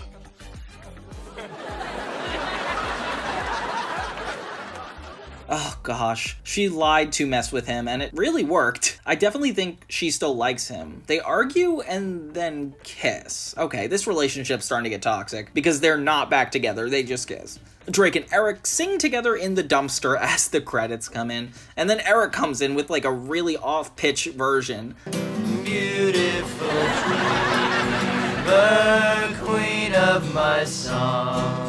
And it's kind of sweet. I like the end of this episode. Next, we have Megan's revenge. So Josh and Drake tell a story about how they let a car roll down the street and hit a mailbox. I had to mow her lawn, and she even made me wash her hair. She had such long, soft, blonde hair. Josh thinks it's horrible, but Drake thought it was cool. And apparently he framed Josh for all of it, and Josh talks about all the chores he had to do for months to make up for it. Next thing you know, a model shows up to Drake and Josh's house. I am looking for 320 Sycamore Terrace. Josh and Drake both slam the door in her face out of excitement, and it's so disrespectful. Hi. I'm looking for a party. Diana, the door isn't unwashed! I know! They stare at this girl while she's using Josh's computer, and it's looking really creepy. They like want to take a picture with her, but don't have a camera, so they have to run to Megan's room to get the camera. Dude, I I left my camera at SeaWorld by the dolphin habitat. Obviously, Josh is scared, but Drake talks him into it, like, when are they ever gonna do this again? This is one of the few times, again, they're in Megan's room, but I love to see this. Drake is pulling Diana to stay long enough to get the picture, and then it ends up happening. They take a picture of both of them, and then they make her take a picture of them, which is so funny. You take one of us. Okay. What are you doing? We need a picture for our holiday card. Smile. Drake asks to kiss her, and she does, which is insane. That has to be illegal. Drake is a minor. While returning the camera, Josh takes a picture of the hamster that Megan has, and it dies. Oh my god. If that hamster's dead, we're dead because Megan is gonna kill us. What can I do about it? I don't know. You watch OR. Fix him. Okay, Wait, isn't the pictures they already took exact proof that they took the camera? Like, didn't they already sign their death warrants here? So Josh tries to resuscitate the hamster, and it's kind of hard to watch. 1,000, 2, 1,000, 3, 1,000, read! We're convinced that they're going to die along Hervé, the name of the hamster, because this is the first time Megan actually has a reason to prank them. Drake and Josh set up music and food to try and woo her, be on her good side, but she's suspicious and confronts them. Megan, you see, we kind of borrowed your digital camera. You went into my room? You can take it from here, buddy. They tell her what happened, and she's already angry about going into their room, so oh my gosh, the fact that they didn't even tell her about Hervé yet is even scarier. I wouldn't even believe them. That's like, you went to my room to take a picture of my hamster? Okay. She ends up being like, okay, it's okay, you didn't mean to do it, and it's... I guess I'll go say goodbye to him. Thanks for letting me know.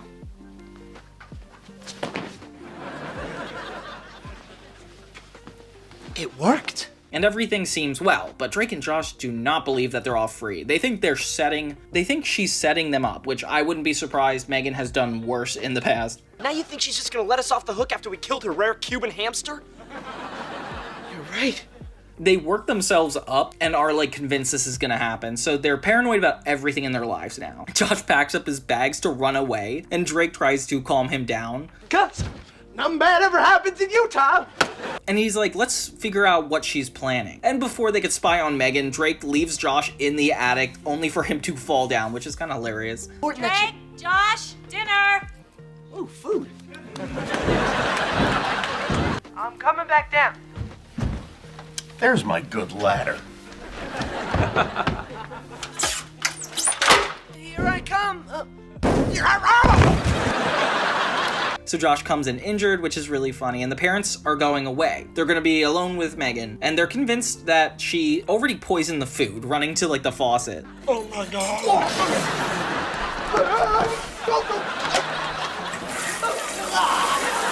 The boys pull an all-nighter, taking shifts to watch their own backs, but Drake falls asleep immediately. If at all during the night you get tired or whatever, just wait. Dude! What? It's like ridiculous how unhelpful he is at this point. It's like laughable. Josh can't stay awake at work because of how worried the two are, and he puts soda in the popcorn, which is gross. The man doesn't care though. He takes it and eats it. Disgusting. What's wrong with you two? Why do you look like you haven't slept in 2 days? You don't need to know things. Yeah, just leave us alone. Whatever.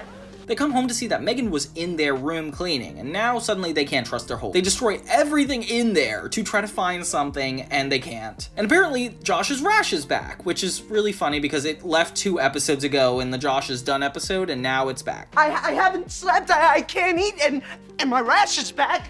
It's back, and I can't reach it. Drake suggests Josh take a nap, and suddenly the two accuse each other of working with Megan, turning on each other. You're the one that told her that I took the picture that killed Hervé to save your own butt. Oh, yeah? Well, how do I know you're not in cahoots with Megan against me? Oh, come on. Oh, yeah, sure. You probably told Megan it was my idea to borrow the camera in the first place, and now you two are scheming it up real nice, aren't you? It's hilarious how they were able to prolong Drake and Josh not fighting until now. I just realized it's like them kind of working together. Megan admits all along this was her doing, and she was just trying to make them think they were crazy. She already got them. I already got you. Huh? Which is so funny. Then in one final moment, the bedroom floor falls in and they fall into the floor below them, which is like, how is she gonna explain that to her parents? And apparently Hervé never died. The camera flash just stunned him. He's fine. See? We end on Drake and Josh saying, Megan, one last time. Great episode. Next, we have Steered Straight. So Drake and Josh tell a story about how they went to the farm and Drake convinced Josh to tickle a cow. I can't believe I have to stay in this house all weekend. See ya. I should have known cows aren't ticklish. I knew cows weren't ticklish. Apparently they're going to be in the house all weekend, and this is definitely foreshadowing, like, their plot is starting. Megan comes into Josh's room and takes his laptop to finish an argument about sprinkles. I was doing my homework. I'm on the phone. And now I'm laptopless. This is a time where laptops were so expensive and not really essential, so you wouldn't really have more than one or two in your house unless you were really, like, rich. It's not a fact, it's just my educated guess at the time. Drake tells Josh they got tickets to the Hailstones, but Josh is worried because the reptile room is 21 plus. Drake manages to get fake IDs. Jefferson Steel Flex? Yeah, I made it up. Oh, really? Which reminds me of the moments where iCarly has run-ins with the law. Those are always interesting. Drake has like a terrible argument against it. 10:30 because I'm pretty sure it's illegal to use fake IDs. Yeah, well, it's illegal to rob banks, but people do it. Yes, people who are bank robbers. I've never heard a kids show also mention drinking. Like Drake says, like, it's not like we'll drink, but like it's mentioned. Yeah, dude, but everybody uses fake IDs. It's not gonna be a problem. Then we smash cut to them being escorted home. Like, it didn't work, and it was so bad that they're literally being escorted to their house. Dad? Walter? And the cops want to talk to the parents privately, so they make Drake and Josh go into the closet. Why do they do that? Both of you up in the closet. Closet? Closet! The cops suggest a steered straight program, which would scare the boys into following the law and obeying. A really unique concept for an episode. I'm excited to see something driven by the parents plot-wise. It's definitely really interesting. Wait, aren't you the weather guy from Channel 2? That's right. I am. The cops recognize Walter and laugh at him because he's the weatherman. Why are the cops bullies? Why does everyone do that? So later, Audrey is fitting an outfit with Walter. Why is he wearing this dress? And I definitely copied this when I was a sophomore in high school. Kennedy! This is exactly what it looks like. I did this really weird sitcom about me being in the video production program, and I had this exact moment, like, copy and paste it. You happy? I went to preschool 3 times for this. I feel like tween television really inspired me to do everything I did in high school. Here, let's get some water to wake her up. Don't use that. That's polish remover. If you ever want to see something like that, you can go check out Producing Problems. I'll drop a link here. Let's get back to Drake and Josh. It's called the Steered Straight program. What? You boys need to learn how to act like men. And they get a little reference to the other episodes, like the Treehouse, and all the times that Drake and Josh have been kind of going off the hinges, and it's true, like, maybe they do need this steered straight program. So then the cops and the parents act out a real arrest. What did we do? Hey, lots of glutes. Quiet. Drake and Josh are terrified, of course, and Megan cries with joy. That is the funniest thing. I've just never been this happy. The parents explain that they're being put in a program, so it's clear. So while in the cop car, the cop ends up having to take down a criminal, and it leads him to put the grapefruit in Josh's mouth, and the criminal ends up stealing the cop car, thinking Drake and Josh are criminal as well. Oh my gosh, this is hilarious. Drake and Josh use their fake ID names to blend in with the robbers, and his name is Blaze. I'm a Jefferson Steel Flex. Alvin Yakitori. As a kid, this moment scared me because, like, Drake and Josh get involved with bad people a lot. But I like how the stakes are just so clear, like why there's conflict. They say they robbed a store together and plan on hitting a house tonight. Drake is just trying to convince them to drop them off at their parents' place. You're in. What do you mean in? I'm gonna hit the place with you. Thank you. But we don't really need any help. But the criminal says he wants in too. Josh thanks him, but they're too scared to not let him. They sneak in through Drake and Josh's window, which is really funny. I don't know how they get up the wall in the first place with those handcuffs, but whatever. They try to call the cops, and then we get another moment where Drake and Josh cannot use a cell phone, or the cell phone just doesn't work for them. I'll hold it behind my back. You dial it with your nose. I'm sticking my nose down there. Would you rather take your chances with a vicious criminal? I think so. They tell the guy that they're planning on kidnapping the governor to try to scare him away and think they're crazy, but he's not scared and even says he's gonna call the crew. So this just gets worse and worse. Suddenly a bunch of criminals take over the house and have knives. Hey, how'd you learn to do that? Never look me in the eye. Message received. They attack Walter and pretend not to know him. They put him in the closet. And oh my gosh, imagine from his perspective. He sends them to prison and suddenly they're attacking him in his own home. It's like kind of dark. Like I would think my kids just completely rebelled. Go, old guy, we don't know. They try to figure out a way to get all the criminals out of their house, and Drake is like, okay, well, let's use your magic kit. So they end up faking a murder to scare them off. And who's the one that's gonna make me?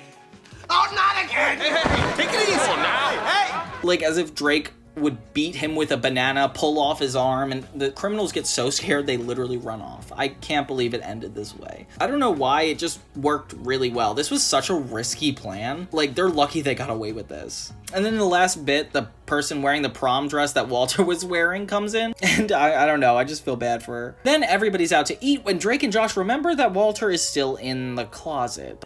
Dad, the closet.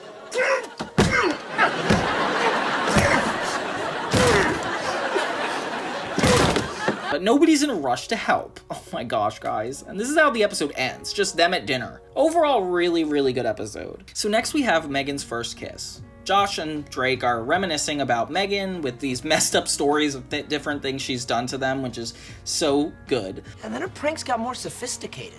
Like when I was in a hot tub and she put 2 baby sharks in the water. Like when she told the police I buried Josh in the backyard. Josh breaks a jar of pickles and Drake slips on it. Apparently he got these things called clackers for him and Josh. And now, rapid clacking. I wanna try. Here. And it's just these clacking objects. But I guess it's better than just Drake swinging his wrist around for a B-plot. They overhear Megan on a sketchy phone call. She dodges it by gaslighting them and saying she's not on the phone. We saw you. No, you didn't. Yeah, we did. We were standing right here. Coming, Mom! Mom's not even home. You're not home. How does Walter recognize these clackers? He wants to use it himself, and he takes it. Megan comes in to measure Drake and Josh's necks, and when they ask what she's doing... What are you guys doing on Saturday night? Going to a concert at the Megadome? Why? Because we bought tickets. Not you! She also gaslights them again. This is like a super gaslighty episode. And convinces Drake that they asked themselves. And she measures our necks and asks of our social plans. Wait. She said we asked ourselves about that. Really, you're not a smart boy. So Drake and Josh are convinced she's up to something. They follow her to school, and apparently they're in a different school set, but it looks pretty much the same. And the hall monitor bothers them because he knows they're from the upper school. We don't have any. Then get out of my hall! Oh, he's getting all mad. You two just made the biggest mistake of your lives. They overhear Megan say that Drake and Josh are too stupid to figure out whatever she's doing, and Drake and Josh are hiding behind the kids, which does not work. His nose grew back. Awesome! Get to class! Learn! Josh even tells them to learn as they leave. Apparently Megan is going to be meeting up with somebody and getting quote-unquote the stuff, which sounds like drugs, but also reminds me of the time that she needed the Peruvian puff pepper and had them tail her. Like, that was interesting. It seems like another one of that. That's them. You brought backup. The hall monitor ends up showing back up and starts shooting rubber bands with backup at the boys, which is funny. So Drake and Josh pretty much blow off their concert, which is weird because they're normal teenage boys. Why do you want to ditch social activities to spy on your own family? It's crazy. At the theater, they dress in wigs, which they got from the temple instead of like a costume store, which is so funny. Helen somehow doesn't recognize them. Come along, Pontiac. Yes, let's go observe the mulberry bush. Oh, pip pip da doodly doo. That's when the famous line comes in, pip pip da doodly doo. Pip, pip, the doodly doo. And Helen is so inspired by it for some reason. They find Megan and see that she's on a date. Dang, they missed their concert for watching their sister on a date? Weird, guys. Apparently the stuff is Japanese candy and Megan got him a necklace and that's why she measured the boys' necks. The kid puts on lip balm while Megan goes to the bathroom, which means he's gonna kiss her. So the boys get really nervous and start staring at him.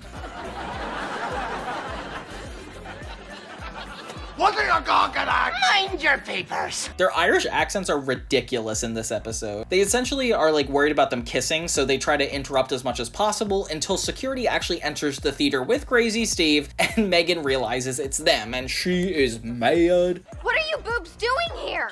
Who are they? So Drake and Josh just made up pip-pip-de-doodle-doo?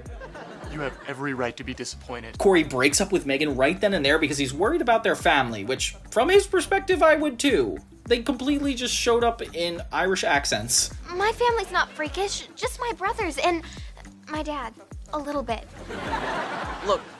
Later we find out that Megan locked herself in her room as Drake and Josh and Walter kind of convene in the kitchen. They say they were trying to protect her, but Walter tells them they need to fix it. So they decide to talk Corey into taking her back. Corey's the name of the guy. So he comes over and Drake and Josh ask him to do so, but he wants something in return. He asks for a clock. Okay, I'll get back with your sister. Awesome. But I want that clock. And then Drake's guitar and starts bargaining with them. They did this on Hannah Montana, where she goes on a fake date and the date also tries asking for stuff in her house, which is kind of nuts. Give me your pants. Our pants? Both of you, pants. They're not even gonna fit you. I'll grow into them. So later Josh is at the premiere and sees Corey with another girl using the same moves, the Japanese candy, everything, and he kisses her. Oh my gosh. It reminds me of that episode of Hannah Montana where Miley catches Lucas with somebody else. But that episode kind of went on longer with her not believing in Miley, which is a noticeable difference. Like Drake and Josh really tackled this whole cheating thing in a very different way without it being like the center of the plot. If we tell Megan, she's gonna think we're making it up. She's gonna think we're lying just to keep her from dating Corey. So what are we gonna do?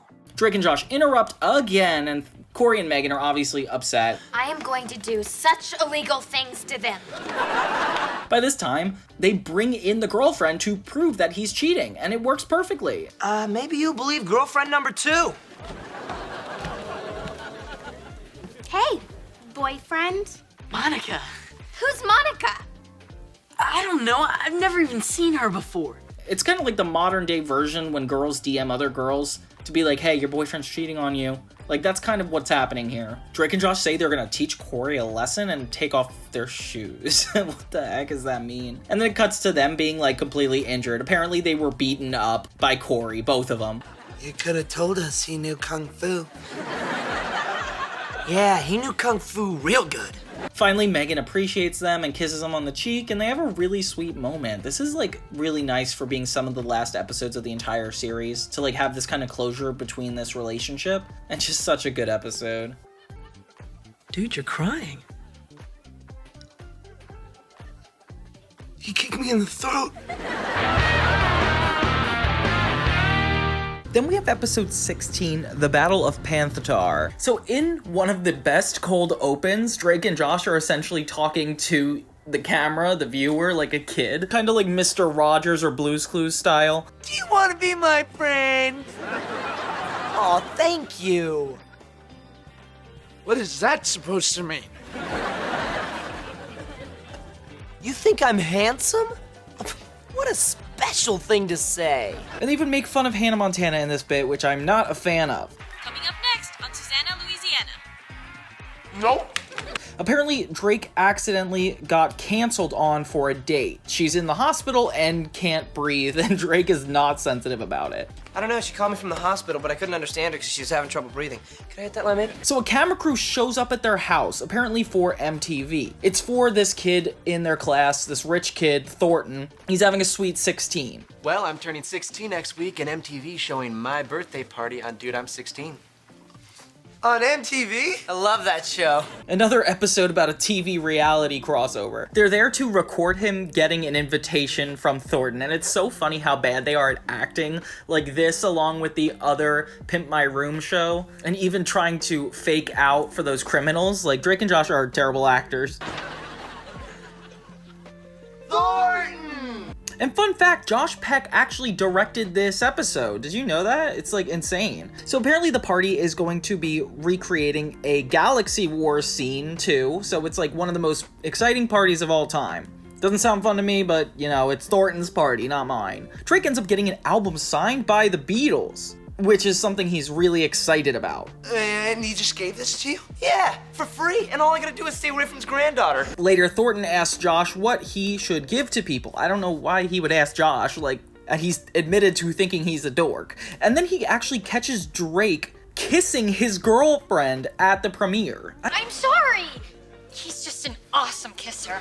No, he's not. No, he's not. No, he's not. No, he's not. Thornton, you're way better. Kiss him. Kiss him right now. No chance. I don't know why he gets so angry at Drake. It's clearly her fault. She's the one who made the commitment, not him. He didn't even know. Yeah, he didn't know she was your girlfriend. You too! Uninvited!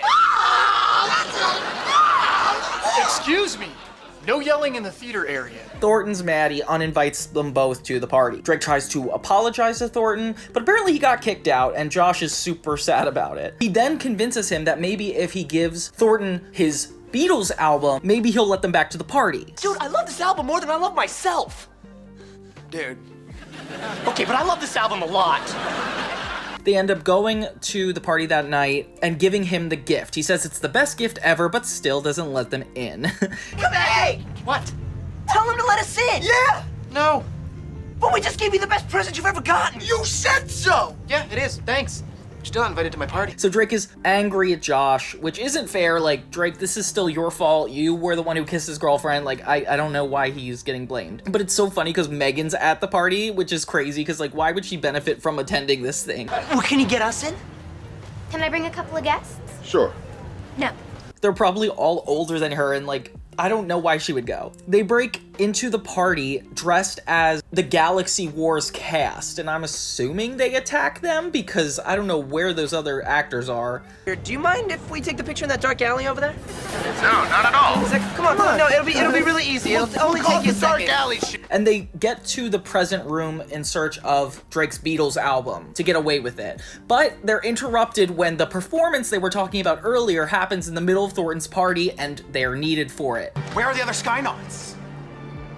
Oh, biscuits. But, of course, they don't know the choreography, so they essentially get beat up in front of the entire party, which is one of the funniest karmic moments of all Drake and Josh to me. You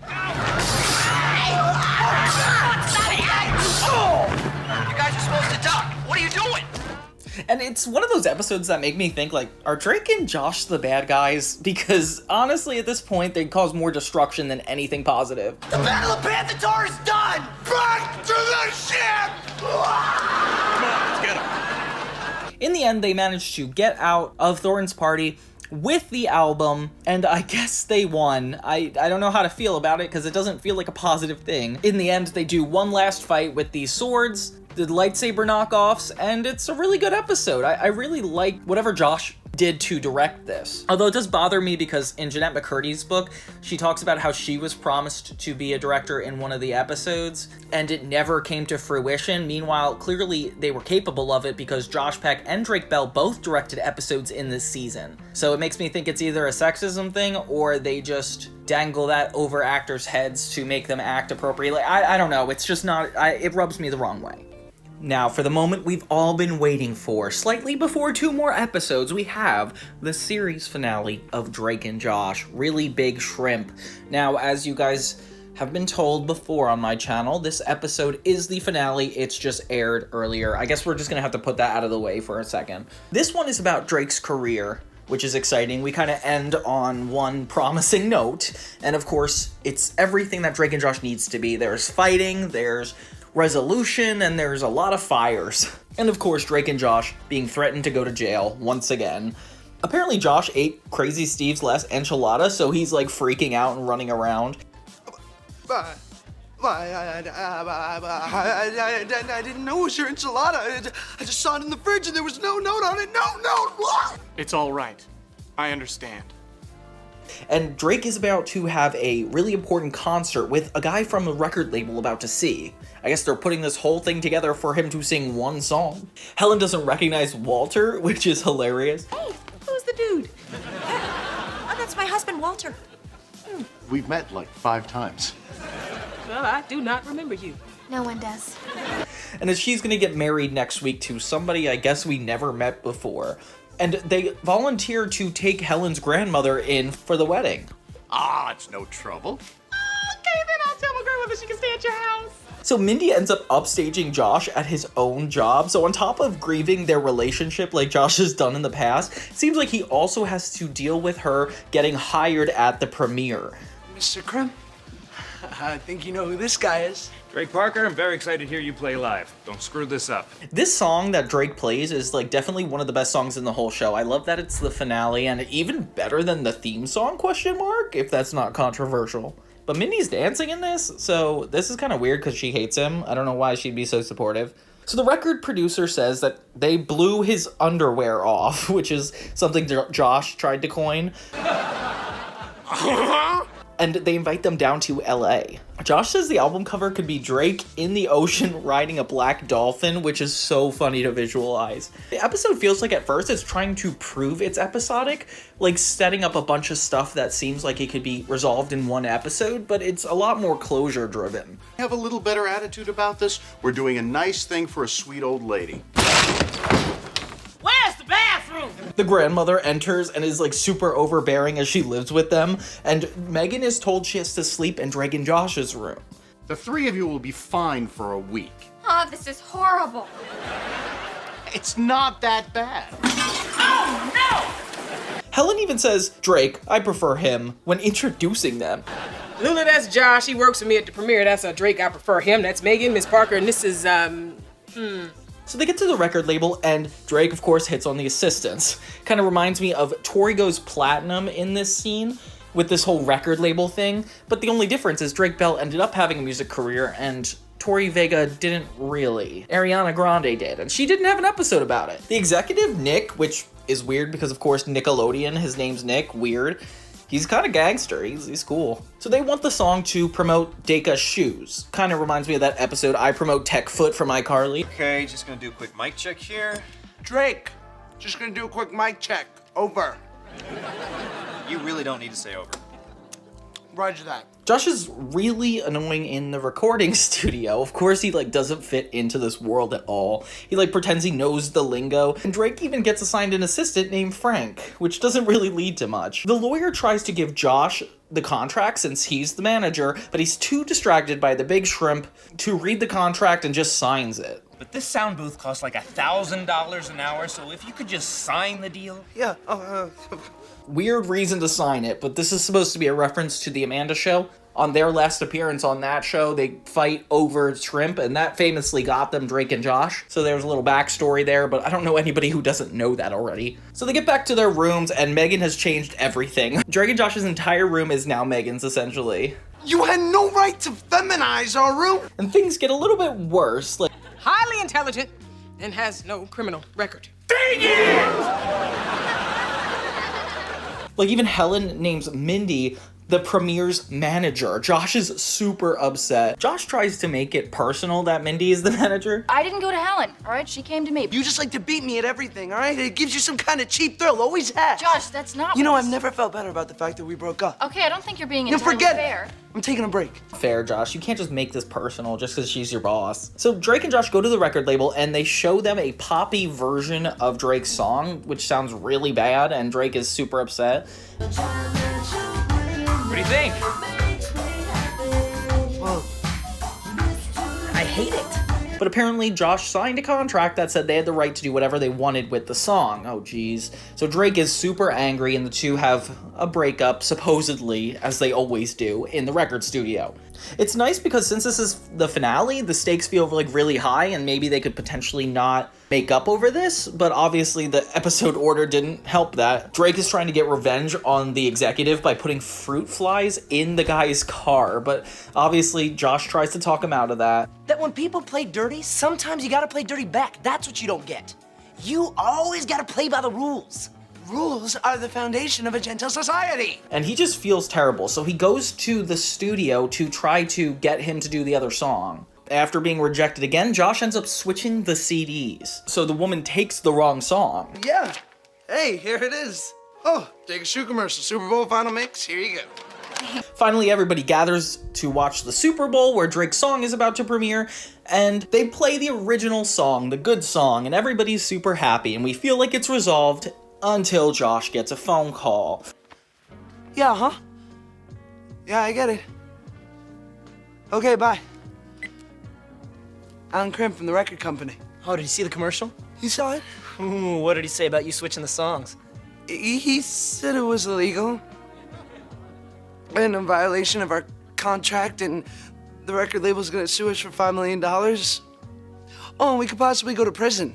Apparently, what he did was illegal, and he's gonna get fined $5 million and potentially end up in jail. Which is crazy, because it's like, how did you convey that much information over like a less than 30-second phone call? So later, Mindy can't handle Crazy Steve, so the premiere is basically going haywire until Josh saves the day. Mountain when she Sorry! Like, he's actually good at his job. And hopefully they recognize it now. She admits that she has just signed up for this job to get closer to him. It's sad because it's like everything feels like a lot more positive, but we still have that looming threat of the record label over us.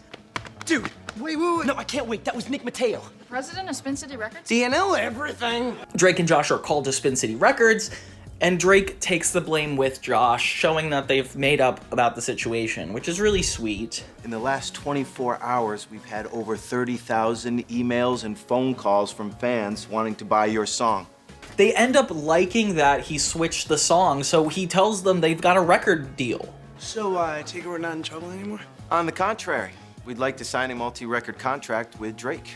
Which I will read. Thank you. So everything works out. Finally, we get one more moment, a wedding at the premiere. It's really sweet to look at this, especially since this is such a central hub to the show. And of course, a fire has to happen, so everybody evacuates. Okay, we have a small fire. If everyone... And they're stuck in the parking lot. But they make the most of it, kind of like the Storm episode. Okay, there was a little fire.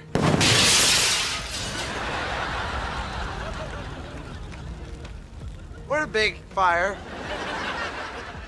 And it feels like things are starting to slow down. The pacing's a lot more chill. Mindy and Josh fully decide to get back together, and Drake kisses a random girl. Hi, I'm Drake. Carrie.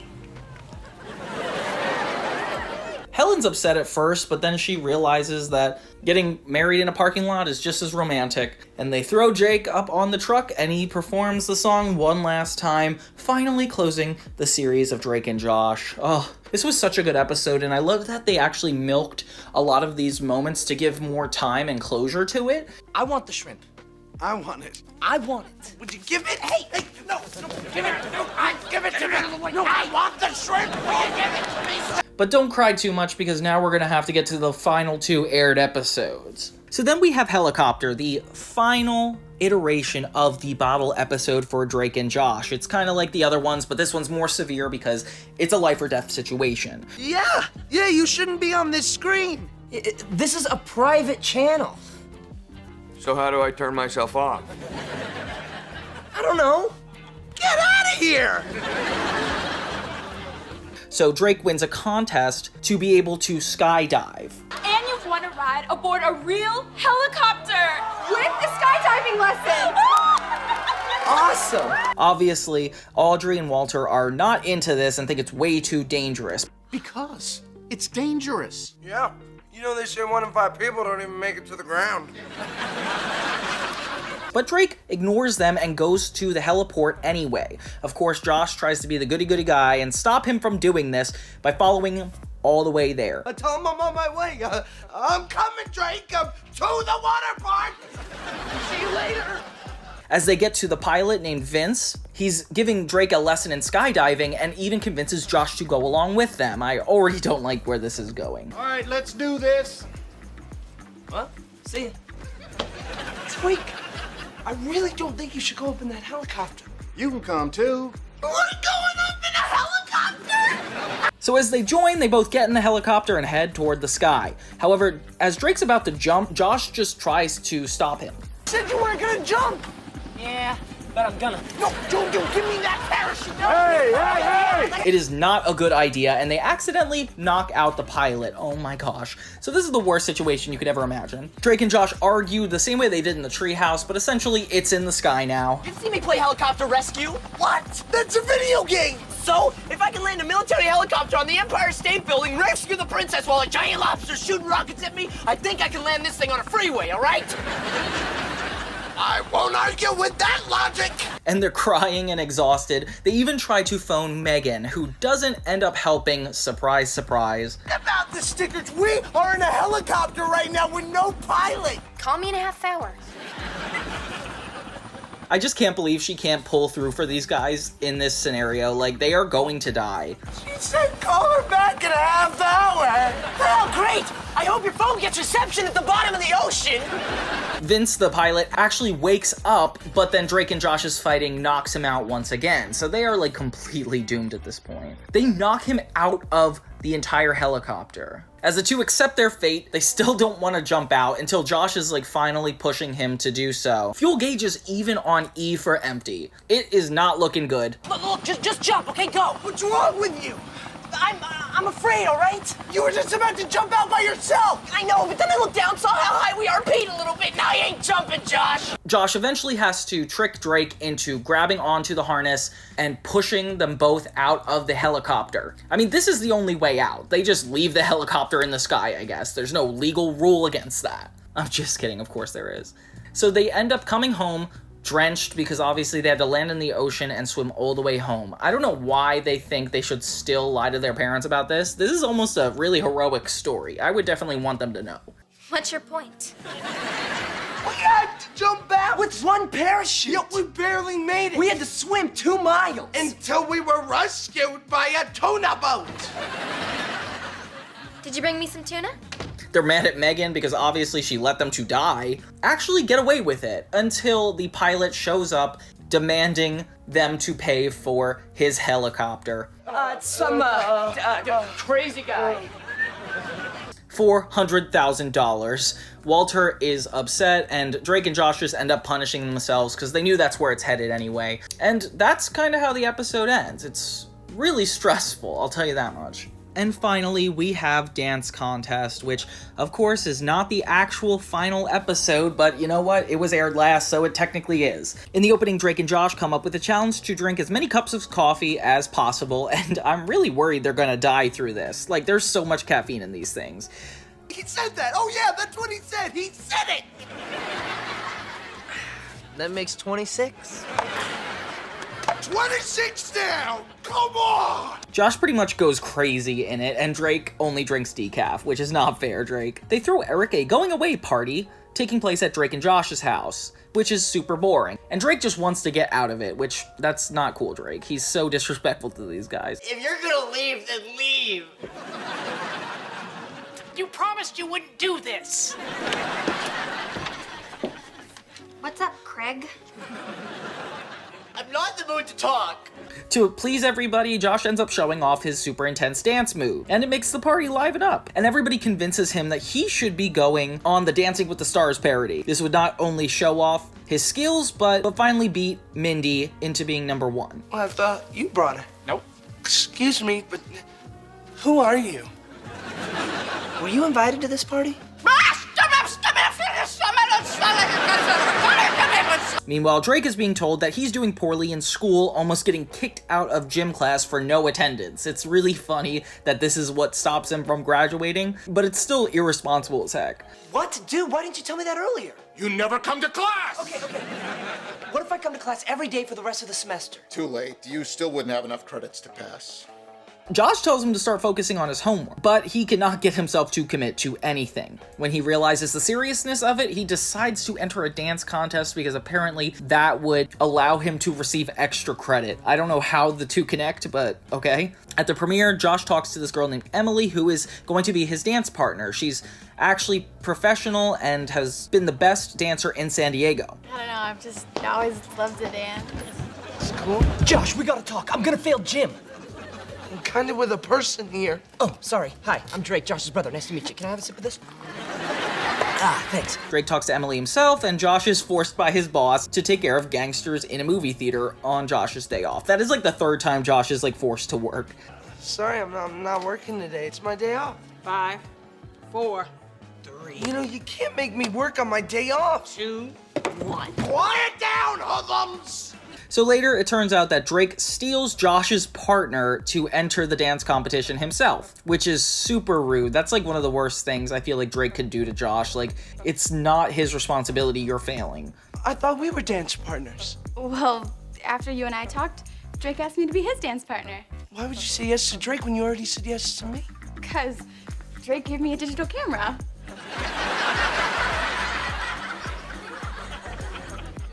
That's my digital camera. So Josh has to get a new partner, Vilga. Yes, these are the bad people I told you about. Drake, Emily, I'd like you to meet my new and improved dance partner, Vilga. When they're actually at the competition, Emily and Vilga fight again and are completely disqualified from the competition. You just pushed me? It was not the wind. Oh, all right. The only way Drake and Josh could actually do it is if they did it together. So they put on this amazing show in front of an audience and entertains everybody.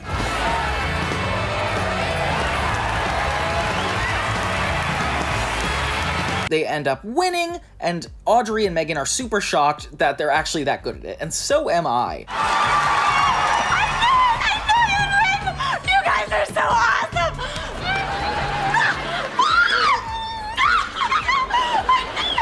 And at the end, we see Drake's gym teacher asking Audrey about how Walter was lost at sea. I'm not a rich man, but I do live in a very nice trailer. Nothing fancy, but I got a good TV, a coffee maker, toilet. And tries to woo her, so one last hitting on Audrey, I guess, for the series. Overall, weird finale, definitely doesn't work as one. But it's an episode that Audrey's in instead of Walter, which is not usual. Whew, okay, so now that we've gone over every episode in season 4, I think it's time we do a little episode ranking. Okay, who's ready?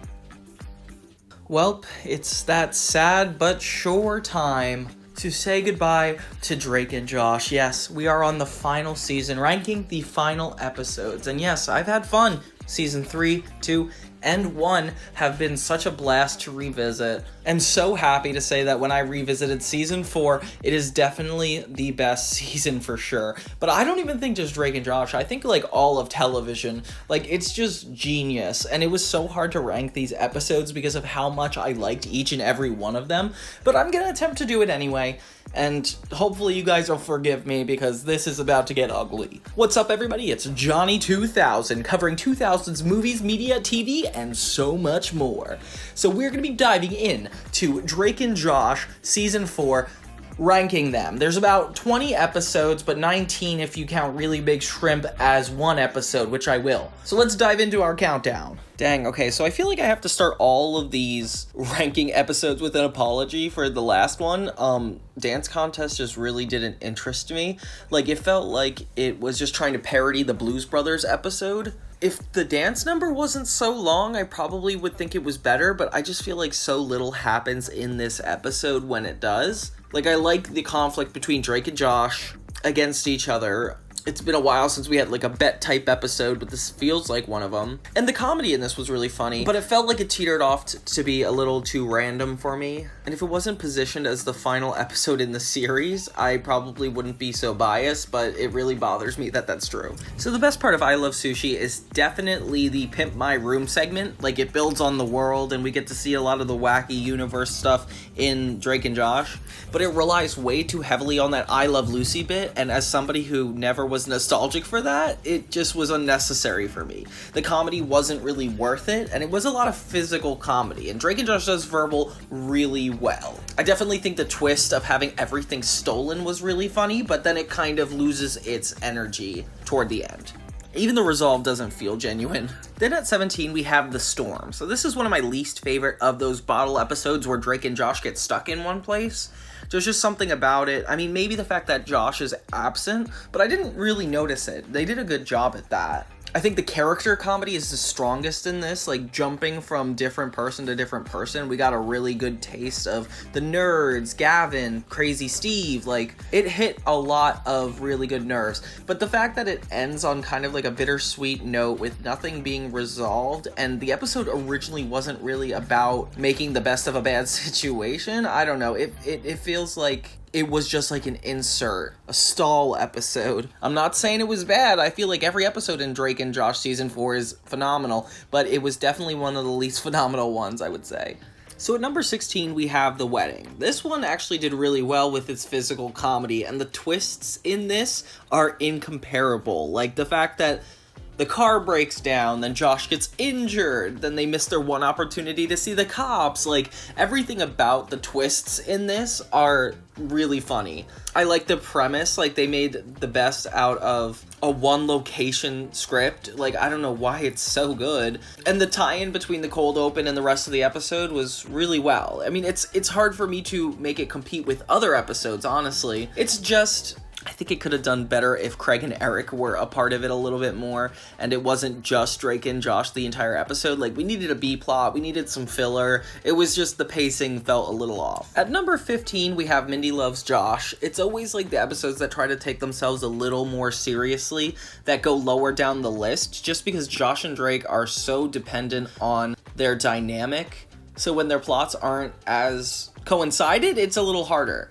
I really love the character of Mindy, and I feel like the fact that they're dealing with a situation that only Drake has experience with puts him in control, and that makes the episode super funny. But it's only lower on the list just because of its more dramatic moments just don't feel as engaging to me.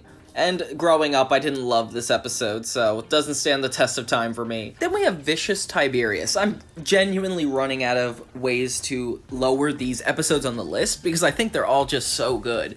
And having Drake and Josh stuck in a bathroom the whole episode is super funny. It just feels like some of these stuck episodes are blending together for me because they're pretty much the same, but I do like this slightly better than the other ones. Having Miss Hafer involved is nice because that's the only time she's like really a part of this season, and it's done really well. Walter's involvement is funny. Having Megan be a part of the issues with the dog is just hilarious. That's something we didn't get in the wedding episode. Helicopter's at number 13 because the stakes are just so high in this episode, and it's really funny to see them in a life or death situation in a way we haven't really seen before. I think it's annoying that it's one of the final episodes and it comes after Really Bad Shrimp, but I can't hold that against it. The twists of everything going haywire in the situation were really good in this one, but the character moments were very few and far between. We didn't have a lot of growth. It's just Drake and Josh doing a horrible thing once again and lying to their parents. I like that Josh is trying to be the good one in the situation, but at this point, him and Drake have become so much more alike that I feel like he's becoming more of a daredevil kid. It's only lower on the list because of the pacing. It feels like being on the plane the entire time does get a little bit boring compared to the bathroom or compared to the side of the road. I don't know why. It felt, it was interesting. At number 12, we got Who's Got Game. First off, props to them for finally getting a really good Drake episode right. Having him actually pine over a girl that he cares about, but getting it confused with the way he treats them is a very good plot. And you expected them to do it so many times, but I feel like it's very rare that they have this.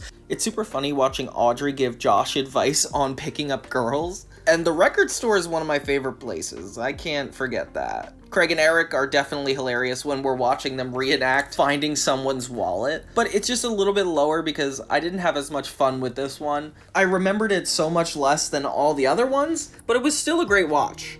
Really Big Shrimp is overall a very good finale, especially in the tone of Drake and Josh. They managed to give every character their little moment, have a little intense drama going on between Drake and a record company that Josh needs to be a part of because he's the manager now. It takes all the best elements of the show and expands on it like one more time, and I love seeing Helen's grandmother, like that part's really funny. But it does feel like kind of a basic episode to be ending on. I know that Helen gets married and there are a lot of conclusive elements, but it's Drake and Josh. You guys could have done something very intentional. The reference to the shrimp and calling out the Amanda show was very interesting. And the fact that they didn't really have a double episode until this one kind of astonishes me. I didn't even realize that until I did this rewatch. But we got some great guest stars, new characters, and a final performance from Drake. Like, there's nothing more you could ask from a Drake and Josh finale. It wasn't known for its double episodes, it was known for its comedy, and this was more plot driven, which makes sense. I'm not bugging it. Now we're in our top 10. Okay, so of course we have Treehouse. That's definitely going to be in the top 10 because of its memeability and how long it's lasted in the zeitgeist of the Drake and Josh universe. I definitely don't think it's deserving of having all the accolades it does now. The pacing of it is really funny. The physical and verbal comedy are on point in this episode. Tying Megan into the stuck part of it definitely helped it better than all the other ones. Craig and Eric were always a welcome comedy bit, but for the most part, the same location does bore me a little bit, but this is definitely one of the better stuck episodes. For number 9, we have The Great Doheny. This was just probably one of the funniest episodes to me, aside from having Drake and Josh fully believe they actually murdered a person and going through that psychological journey. I feel like the jokes between this middle-aged man living with these two teenage boys are just ridiculous. Walter is not helpful to the situation, but Josh's admiration for this magician is very endearing, and seeing him be the one to make everything go wrong is a breath of fresh air for this show. So at number 8, we have Josh is Done. I know I don't usually like the more dramatic episodes. They blended the comedy and the conflict so well in this, it doesn't even feel like it's a dramatic episode. But it is. It's like Josh saying, like, Drake, I'm officially done with you. And the way he does it is so cold, and in a way we've never really seen from Josh in general. I was surprised they were able to surprise me in these later episodes. As it's starting to teeter down, I'm like, okay, these are all the same at this point, but Josh is Done really does stand out in the crowd. Drake's desperation and losing all of his luck is refreshing for sure. It's almost as good as Josh runs into Oprah, but we haven't gotten to that yet. Number 7 is Megan's Revenge. Now this one surprised me because I forgot how good it was. Seeing Drake and Josh's descent into utter madness because they're worried Megan is going to do something to them takes that old episode Sheep Thrills, where she took the sheep around the house, to the next level. Like, I've never been so scared of Megan as I have been in this episode, and I feel alongside Drake and Josh the turmoil that something is going to happen. It's super funny because obviously Drake is so bad at taking on his responsibilities, and Josh always ends up in these unfortunate outcomes of them, but it feels like everything Drake and Josh normally does is a little bit heightened in this episode, and it's so impressive that they got away with something like this. But I guess I just like it when characters go insane. So My Dinner with Bobo starts out with probably the funniest argument between Drake and Josh, where Josh tries to run around the block and Drake takes the car from him. I just love that bit so bad. I also like when Drake does something so stupid it takes the entire episode to resolve it, and Josh has to completely commit to it as much as he made the issue happen in the first place. But I remember as a kid that this man really scared me because I didn't think that humans could eat monkeys, but I guess anything's possible. Megan plays such a vital role in the solution of this plot, and we learn a lot more about her in the process. And I think it's just really funny the way she keeps them in the closet at the end. I don't know why it didn't have to end that funny. Speaking of Megan, as we get to the top 5 best episodes, we have number 5, Megan's First Kiss. This one is just all around so funny. The added locations of the movie theater, physical costumes of Drake and Josh being the Temple Boys is hilarious. The twists that Corey is actually cheating on Megan and Drake and Josh are the first ones to notice it, but also she's already mad at them for calling him out earlier. It's just a recipe for comedy. Seeing Drake and Josh in the school is probably one of my favorite bits of all time. Like, seeing into Megan's school at all wasn't necessary, but it definitely made it a lot better. And we even get a lot of really good character moments, with Megan even showing appreciation toward Drake and Josh at the end, which is something I never saw coming. Especially since it's the end of the series, they did a really good job at starting to tie up some loose ends in relationships, which makes me feel better about leaving them behind,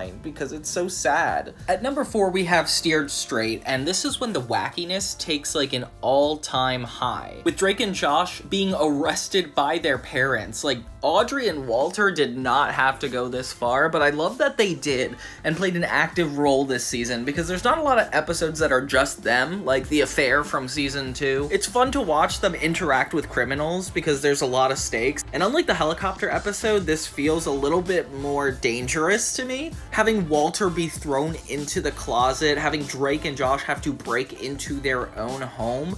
Like, the twists in this are hilarious, and it is just such a well-paced episode. Like, from beginning to end, you're scared of what's going to happen to Drake or Josh, and it's also one of the funniest episodes, so I don't know how they balanced both of it so well, but it did a good job. Okay, now it's time for the top 3. So number 3 is Eric punches Drake. This one is so high up because of the dumpster scene where Drake meets Craig in the dumpster, and Craig is basically like, I want to sing with you, I will help you take down Eric if I can sing. It's another episode where Drake gets a lot of bad luck. First off, being accidentally punched by Eric, one of the funniest characters, and essentially seeing Eric get revenge on Drake because he genuinely was a horrible friend to him.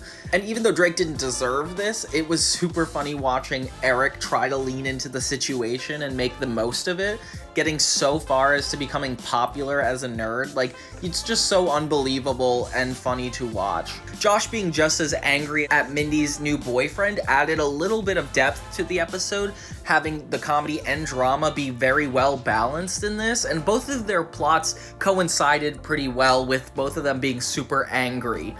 I'm never gonna forgive Crazy Steve for giving Josh anger advice. Like, that is the best part of this whole series. At number 2, we have Josh runs into Oprah. It served as the season opening for season 4, and not only is it nostalgic, it is hilarious from beginning to end. The scenarios they get themselves into, not only getting tased by security guards, but running over Oprah, Josh accidentally getting an involuntary acid bath, like, it is hilarious. It reminds me of Josh's Done a little bit, but this show commits more to the tone of the show without getting too deep into it. And being Josh's birthday is always a fun sitcom trope. Everything is a lot more exaggerated because it means a lot to Josh. And how many times he forgives Drake and then Drake stabs him in the back consecutively in a row is just downright ridiculous. Like, you start off the season already being exhausted by how much Drake has put Josh through. The balance of story and comedy are great, taking us from like location to location with every character in it at some point. I love this episode so much, and it stands out above all of them for me. Except for one. At number 1 is Battle of Panthatar. So this did everything that every episode I've named so far did, but a little bit better. We have a little bit of stuck when Drake and Josh are trying to get the present and or kicked out of the club. We have the Megan aspect where she's trying to get in the club. We have Drake and Josh being bad at acting with the MTV Pimp My Crew aspect, and even them getting on the bad side of a rich kid, seeking the consequences to that, I never thought would be so funny. Drake kissing his girlfriend, of course he's gonna get kicked out of a party, and having to be forced into a reenactment of an action scene from Galaxy Wars is crazy to me.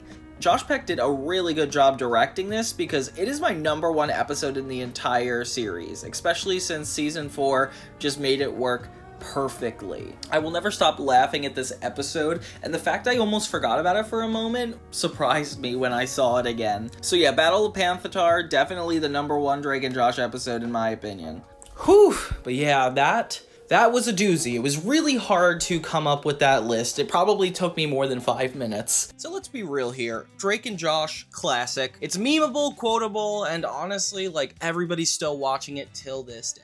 I've had a lot of fun writing videos about this show that express how funny and edgy the comedy is. But what if I said it's overhyped? Yeah, see, this is a little controversial, but as I'm doing the season 4 retrospective, I've had a lot of eye-opening experiences with these newer episodes. And I think the show isn't as impressive as we all remember it to be. I'm continuously reminded that season 4 is mostly everybody's favorite. And you know what? I'm not sure if I agree with that opinion. It's hard to agree when you figure out all the facts I just found out. So today the episodes I'm gonna cover are Vicious Tiberius. On the way here, you ate a peanut off of the car floor.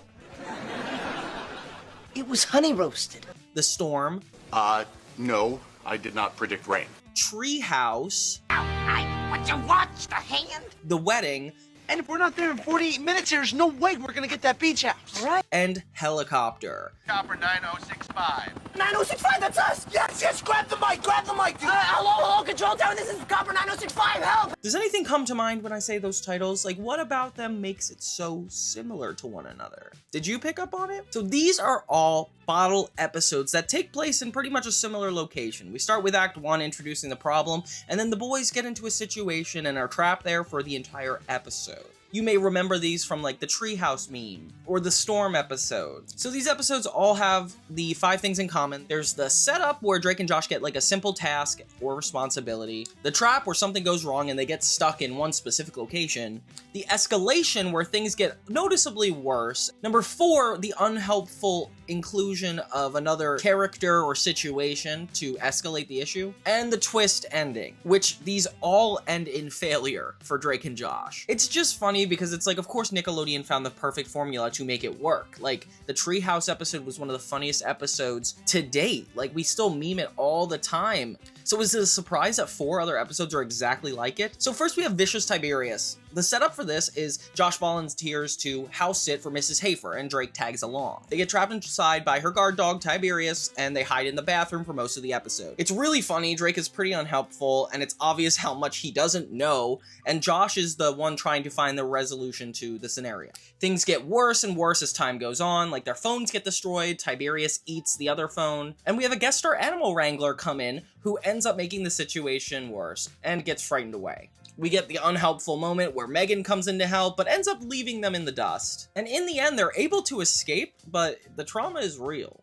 Then we have the storm. A storm cancels this concert that Drake's about to have and strands all the guests in their home. They spend the whole episode there, so once Drake and Josh are stuck someplace with Drake not taking the situation super seriously and Josh trying to be practical, we get kind of the same formula. This one's a lot more deviated from the 5 structure I'm talking about because Josh isn't in this episode so much, but it all kind of stands the same, and the episode has that twist where things don't get better by the end. Tension rises when the power goes out, we have unnecessary guest stars that make things worse, and it's just the recipe for exactly what Drake and Josh is. Single location, all at the house this time. That one didn't seem super interesting, but the next one is Treehouse. So this is the one where Drake and Josh rebuild their neighbor's treehouse that they accidentally burned down. Once they finish, they realize they forgot to make a door. It kind of reminds me of the exact bathroom scenario. Drake is acting nuts, and all the things that are obvious are not obvious to him, and then Josh is the only one trying to really get out. We have Megan come back for another time where she is not helpful, and if anything, makes the situation worse again. And Drake and Josh are just trying to get to their dates, but they're stuck in this place. So usually the reason they're stuck or the goal they're trying to achieve is different every time, but they're still stuck in the same place for the whole episode. And then of course the twist ending is that the whole thing just collapses. They don't actually make it to their dates. It's just them wallowing in their own self-pity. Then of course the wedding. This is the one where Drake and Josh are trying to deliver the cake to their great aunt's wedding. The car ends up breaking down and they get stuck on the side of the road. And surprise, surprise, they're at the side of the road the entire episode. And of course, Drake is not helping. He's making the situation a little bit worse at every turn. And then Josh is trying to keep the peace. It's like the show is just a constant recycle.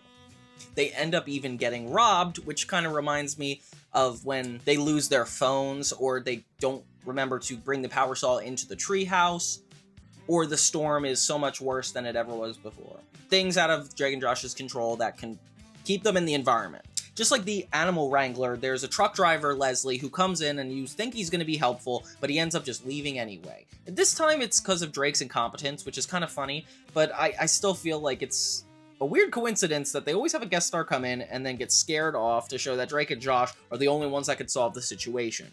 I love that in terms of storytelling because it's really fun to watch the characters constantly get berated with inconveniences, but it's just uncanny that like none of these episodes change that much. In the end, we never see anything change. Drake and Josh are just at the side of the road and the car sets on fire, and that's how it ends. Just like the treehouse falling, just like them staying in the storm, and then I guess they got out in the Tiberius episode, fine. Then of course we have helicopter. Where are they this whole episode? I wonder. So Drake wins that helicopter ride and Josh is like, no, we shouldn't do this. They end up getting into the helicopter and not being able to get out. Why? Because they accidentally knocked the pilot unconscious. Which is cool because the guest star's coming in a little bit earlier now and leaves a little earlier. But then he does come back again and then faints again. So I guess he still is that unhelpful help. Of course, things get worse. The same way they lost their cell phones, now they lose their parachutes. Josh is yelling at Drake, trying to get him to stop being a simpleton, and Drake just continuously makes it worse. Josh also makes some mistakes in this one, which is kind of interesting, but for the most part, it ends the same. They end up coming out alive, unlike all the other episodes, but this time they have a $400,000 fine, and that is a ridiculous amount. Like, you have to solve that somehow. The helicopter was the most extreme version of the formula, the one that most gave me anxiety because I am scared of heights, and that was a life or death situation, unlike the treehouse or the storm or anything else. But it was cool. So yeah, if you watch all these episodes back to back like I just had to do, you realize how similar the formats are. The wedding, the helicopter, it's all one place, a bottle episode with Drake and Josh being their usual wacky selves. A lot less scenes than we're used to, but the same hijinks occur. But like, why would you ever change something like this? Like, Nickelodeon found exactly what worked for Drake and Josh, and they just managed to repeat it perfectly. They found just enough stuff to change to make it unique, but keep the show going. And they didn't really do this in other seasons. There was not a lot of bottle episodes. Like, it's weird to think that almost 25% of the season was a single location episode. Of course, it wasn't an accident. That was the plan. It's not like the writers just hit copy and paste and just changed the nouns. But it is funny to look back on and realize when you like Drake and Josh so much. Like, these patterns cannot be unrealized. And the fact that this is the most beloved season out of all of them just makes me think that people just really like predictable, structured TV. And that's exactly what sitcoms are perfect for. They're always beat by beat. This happens here, this happens here, this happens here. And I like how they do it so well and mix it up enough. It's what works. They found the perfect thing. People were not watching Drake and Josh for story arcs or emotional growth. Like, this is exactly what they wanted to do with the series to begin with, and they set out to do it. As long as they hit the beats, it was another hit. Which in retrospect makes a lot of sense. Especially feeling like this show is so much longer than it is. It's only 60 episodes, but the fact that people feel like it lasted so much longer is because it's like, of course they could have just did the same exact thing over and over and over again, and we just don't remember it. So by the time you're watching season 4, I just don't want you to expect anything really deep or impactful. Drake and Josh wasn't built to tell stories, it was built to be a repeat machine. Hit the reset button every time, and there you go. If you really want to see how deep this formula runs in Drake and Josh, don't just look at Drake or Josh. Like, you could look at the people around them too. It's not just a story structure that repeats, it's the characters, the gags, and the very roles people play in the narrative. Once you start noticing it, it's like impossible to see. Like Megan, for example. She's not just a little sister, she's a device. Somebody that comes in every episode to purposely make the situation worse. So when we say Drake and Josh leaned on a formula, we're not just talking about structure, we're talking about characters, plot, and almost comedy bits. This wasn't a show about how people change, they were just here to support this system. Drake and Josh was a really good show. And it definitely zoomed by faster than we all expected, especially given it was 60 episodes over the course of like 3 or 4 years, but it was like really quick. And now that we're looking back years later, we try to find all the information that kind of tied everything together. And I've made this mistake on some of my other videos. We have to really start talking about air dates and production codes, because looking back, that's kind of all the information we have on them. And to find out that the finale of Drake and Josh was not the last thing aired, but the helicopter episode, like, this is where we really got to get into it. Because air dates and production codes are completely different. One prioritizes continuity, character arcs, and everything that you want in a story. And then there's production codes, which are the actual filming dates of these shows. So, quick learning lesson, production codes are what the network orders. So like 13 episodes in a first season. You could choose to start your first production on episode 3 so you get the hang of your show before you get to the pilot, which is kind of a cool idea because they don't really care until they get the batch of the whole season. It's like an order of like raviolis. You get 16. It doesn't matter which order they're in. But to people like you and me who care about story and want to figure out what happened when it did, this actually really comes into play. Are you guys following me so far? So they film in a way that's best for the cast and crew, and ideally you would air the pilot and film the pilot first, or you expect that. But sometimes they're completely isolated from their intention. Like, imagine the 7-Eleven got a whole batch of Baja Blasts, and then the people working there are just like, let me take episode 13 and put it at the front of the shelf. Somebody's gonna buy that first. It's not the writers or the show's fault, it's 7-Eleven's. The network that bought these episodes could do whatever they want with them, and that's where air dates come in. So production codes, when they made them, air dates, when they aired them.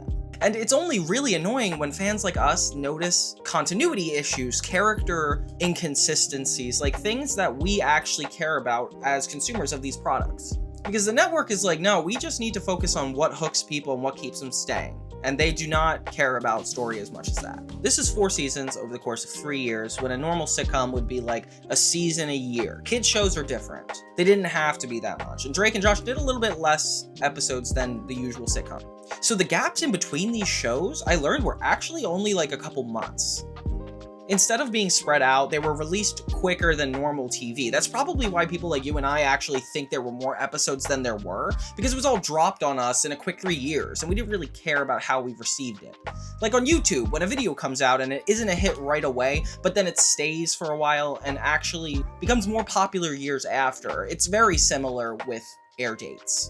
For context, Drake and Josh went from 2004 to 2007 over 4 seasons. Then more than a year after the season finale, we got the Drake and Josh Christmas movie. So one of the first things that fans notice about Drake and Josh is how oddly spaced the seasons were. Like, season 1 ran from January to February 2004, but instead of a long hiatus, season 2 actually premiered 3 weeks later in mid-March 2004. This is like a rush turnaround, essentially. Nickelodeon treated the short first season as a test run and jumped into more episodes. In contrast, after season 2's finale in November 2003, season 3 didn't begin until April 2005, a gap of like 4 months. So the break didn't really feel like a traditional hiatus because it was so short, and the viewers didn't really anticipate the next season because it wasn't on a week-by-week basis. Because season 3 was spread out over a full year. That's why some of us probably loop in season 1 and 2 as like one season. By the time season 4 rolled around, the show had shifted to a fall schedule. This gap was not extreme by TV standards though. But what came after was the final batch of episodes in season 4 were delayed and spread out pretty unusually. Fans watched the supposed grand finale in August 2007 and then had to wait over a month to see one last episode in mid-2000s, in mid-September. Yeah, so we all watched Really Big Shrimp expecting that to be a really conclusive ending, and then out of nowhere, Helicopter comes out. What? So new episodes of Drake and Josh were dropping a year after production had reportedly wrapped up, and it just kind of felt like the show just kept popping up at times that were pretty unpredictable. The first 6 episodes of the show were pretty average, like the pilot was filmed first and then every episode in chronological order. But then when we get to season 2, we learn that The Bet, which is the original season finale, the one we went over in my video, was actually the production code of episode 2, meaning that the first episode was guitar. Which is kind of weird. I don't know how I feel about that. I think the guitar episode was less strong than the Bet episode. Like, The Bet was so funny. Of course they aired it as a season premiere. They wanted people to keep watching. Drake and Josh was not that popular at that time yet. Definitely the better choice. I would prefer a plot with both the characters being more involved as opposed to guitar where it's like Drake then Josh, and you know what I mean.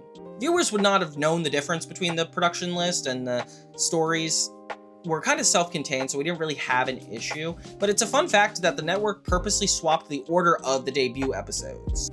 Throughout season 2, the airing sequence also continued to shuffle. Like, Little Diva was aired earlier than some episodes that were produced before it. This led to a one-time oddity where Helen, the theater manager, was looking different, and Helicopter and Dance Contest came out after Really Big Shrimp. And I remember at that age, I definitely didn't think it was even ending. I just know that the last episode I saw was the Dance Contest. Because it turns out the Dance Contest and Helicopter kind of gave me the impression that Drake and Josh was still going, that wasn't really a finale and it didn't conclude anything. This caused like a weird continuity hiccup because Really Big Shrimp had Josh and Mindy reconciling and then Josh getting a promotion at the movie theater among closure with the other characters, yet then we see Helicopter with no mention of these developments. So it's like, for the audience, it felt like the show had 2 finales, a climactic one and then a lighthearted episode or epilogue, as you prefer to call it. The show's creators confirmed that it was written as the finale and Nickelodeon just chose not to air it that way. Okay, thanks Nickelodeon. Prime example of network scheduling. Nickelodeon used its tendency to shuffle episodes even further in the 4th season of Drake and Josh, the one I'm doing a retrospective on right now. That's how I noticed this so intensely. Like the famous season 4 premiere, Josh runs into Oprah, was actually like the 5th episode of that season. They knew the stunt would like kind of draw attention, so of course you would put that first. That is one of the funniest episodes in season 4. Even more confusing, sometimes they added new episodes in a single night. Notably, Blues Brothers and Driver's License were on the same evening of release. An hour of new Drake and Josh, which is exciting for fans, but you have a little bit less new material. It was like almost like the show was like a testing round for Nickelodeon to figure out what worked and what didn't when it came to airing stuff. And season 3 even paused for that movie, Drake and Josh Go Hollywood, which was cool. So we're not quite sure in the continuity where that comes into play, though it was aired in January 2006. Yeah, I don't know what that means. So instead of airing regular episodes during the winter, Nickelodeon held off on the primetime movie event and then resumed the season's episodes afterward. It didn't really affect the continuity for this one, but it was a different viewing experience to have a TV movie in the midst of a season. It kind of doesn't build up to it. You know, another fun tidbit, the series would sometimes reference past episodes or make in jokes that only eagle-eyed fans caught because of the airing order. Like in the final episode that aired, Dance Contest, a random girl runs up to Drake and Josh and kisses them, which is a girl from the first season. It's so cool. And it's finally worth noting that the series finale was kind of the biggest deal. Like the Drake and Josh ending was a travesty. But then again, as mentioned, a few weeks later, we still got other episodes. Overall, the airing of Drake and Josh was like anything but ordinary. I'm so curious what was going on behind the scenes when they took individual season breaks because of how much changed within one season to another, most notably Josh. Like, can you imagine if a season 3 episode were aired in season 2? So season 1 was the inaugural season containing 6 episodes, with all of them going in the same order. Then season 2 had a little bit more discrepancies like the bet, as I mentioned, and then Guitar being the first episode. With Blues Brothers and Driver's License airing on the same night with completely different production codes, it's even more confusing. Season 3 would continue this trend, with Peruvian Puff Pepper actually being episode 1, with the Drake and Josh in being episode 5. This out-of-sequence airing probably was because the Drake and Josh in episode was funnier. It's the final season that had the most deviations, like Megan's Revenge was produced as the first episode and aired as mid-season. The discrepancies between production numbers and air dates are just crazy all around, and I'm really having fun diving into more of that as I get older. One of the biggest mistakes I made was talking about the Sweet Life pilot, but then I talked about the episode that aired first, not the episode that was filmed first. And small details like that are kind of annoying, but like also really interesting to me because it's like what was originally intended. So let's go over the actual correct ordering to things, specifically for season 4, because that's the one that has the most discrepancies. So the real order for season 3 starts with Peruvian Puff Pepper as episode 1, We're Married as episode 2, then Mindy's Back, The Affair, then the Drake and Josh in. We got Playing the Field and Helen's Surgery, Foam Finger, Paging Dr. Drake, Sheep Thrills, Girl Power, Little Siblings, and Megan's New Teacher as the 13th episode, Theater Thug, The Demonator, and Alien Invasion, ending with The Dr. Phyllis Show, which is as we expected. Season 4 started with Megan's Revenge, then went to Vicious Tiberius, then Mindy Loves Josh, The Great Doheny, then Josh Runs into Oprah, My Dinner with Bobo, I Love Sushi, Treehouse, Who's Got Game, Helicopter as the 10th episode, The Storm as the 11th, and The Wedding as the 12th, which is so funny because they were such simple and closely aligned plots. Like, they filmed them right next to each other. And then this is where it gets correct. Steered Straight as episode 14. Josh is Done as 15. The Battle of Panthatar 16. Eric Punches Drake as 17. Megan's First Kiss as the final episode before Really Big Shrimp. Are you surprised? I definitely am, and it's really cool to think that this is actually how it went. Yeah, those were the most interesting things I picked apart from their air dates, and I don't know, what do you guys think about this? Otherwise, if you guys like this concept, I would love to do this with other shows and kind of see what production tried to slip past us versus what the network's air dates were trying to be. So definitely leave a comment, let me know what shows you think I should go over, if we should do another video like this, and until next time, everybody, this is Johnny 2000 focusing on movies, TV, media, and so much more. Thank you guys for watching. Have a great day.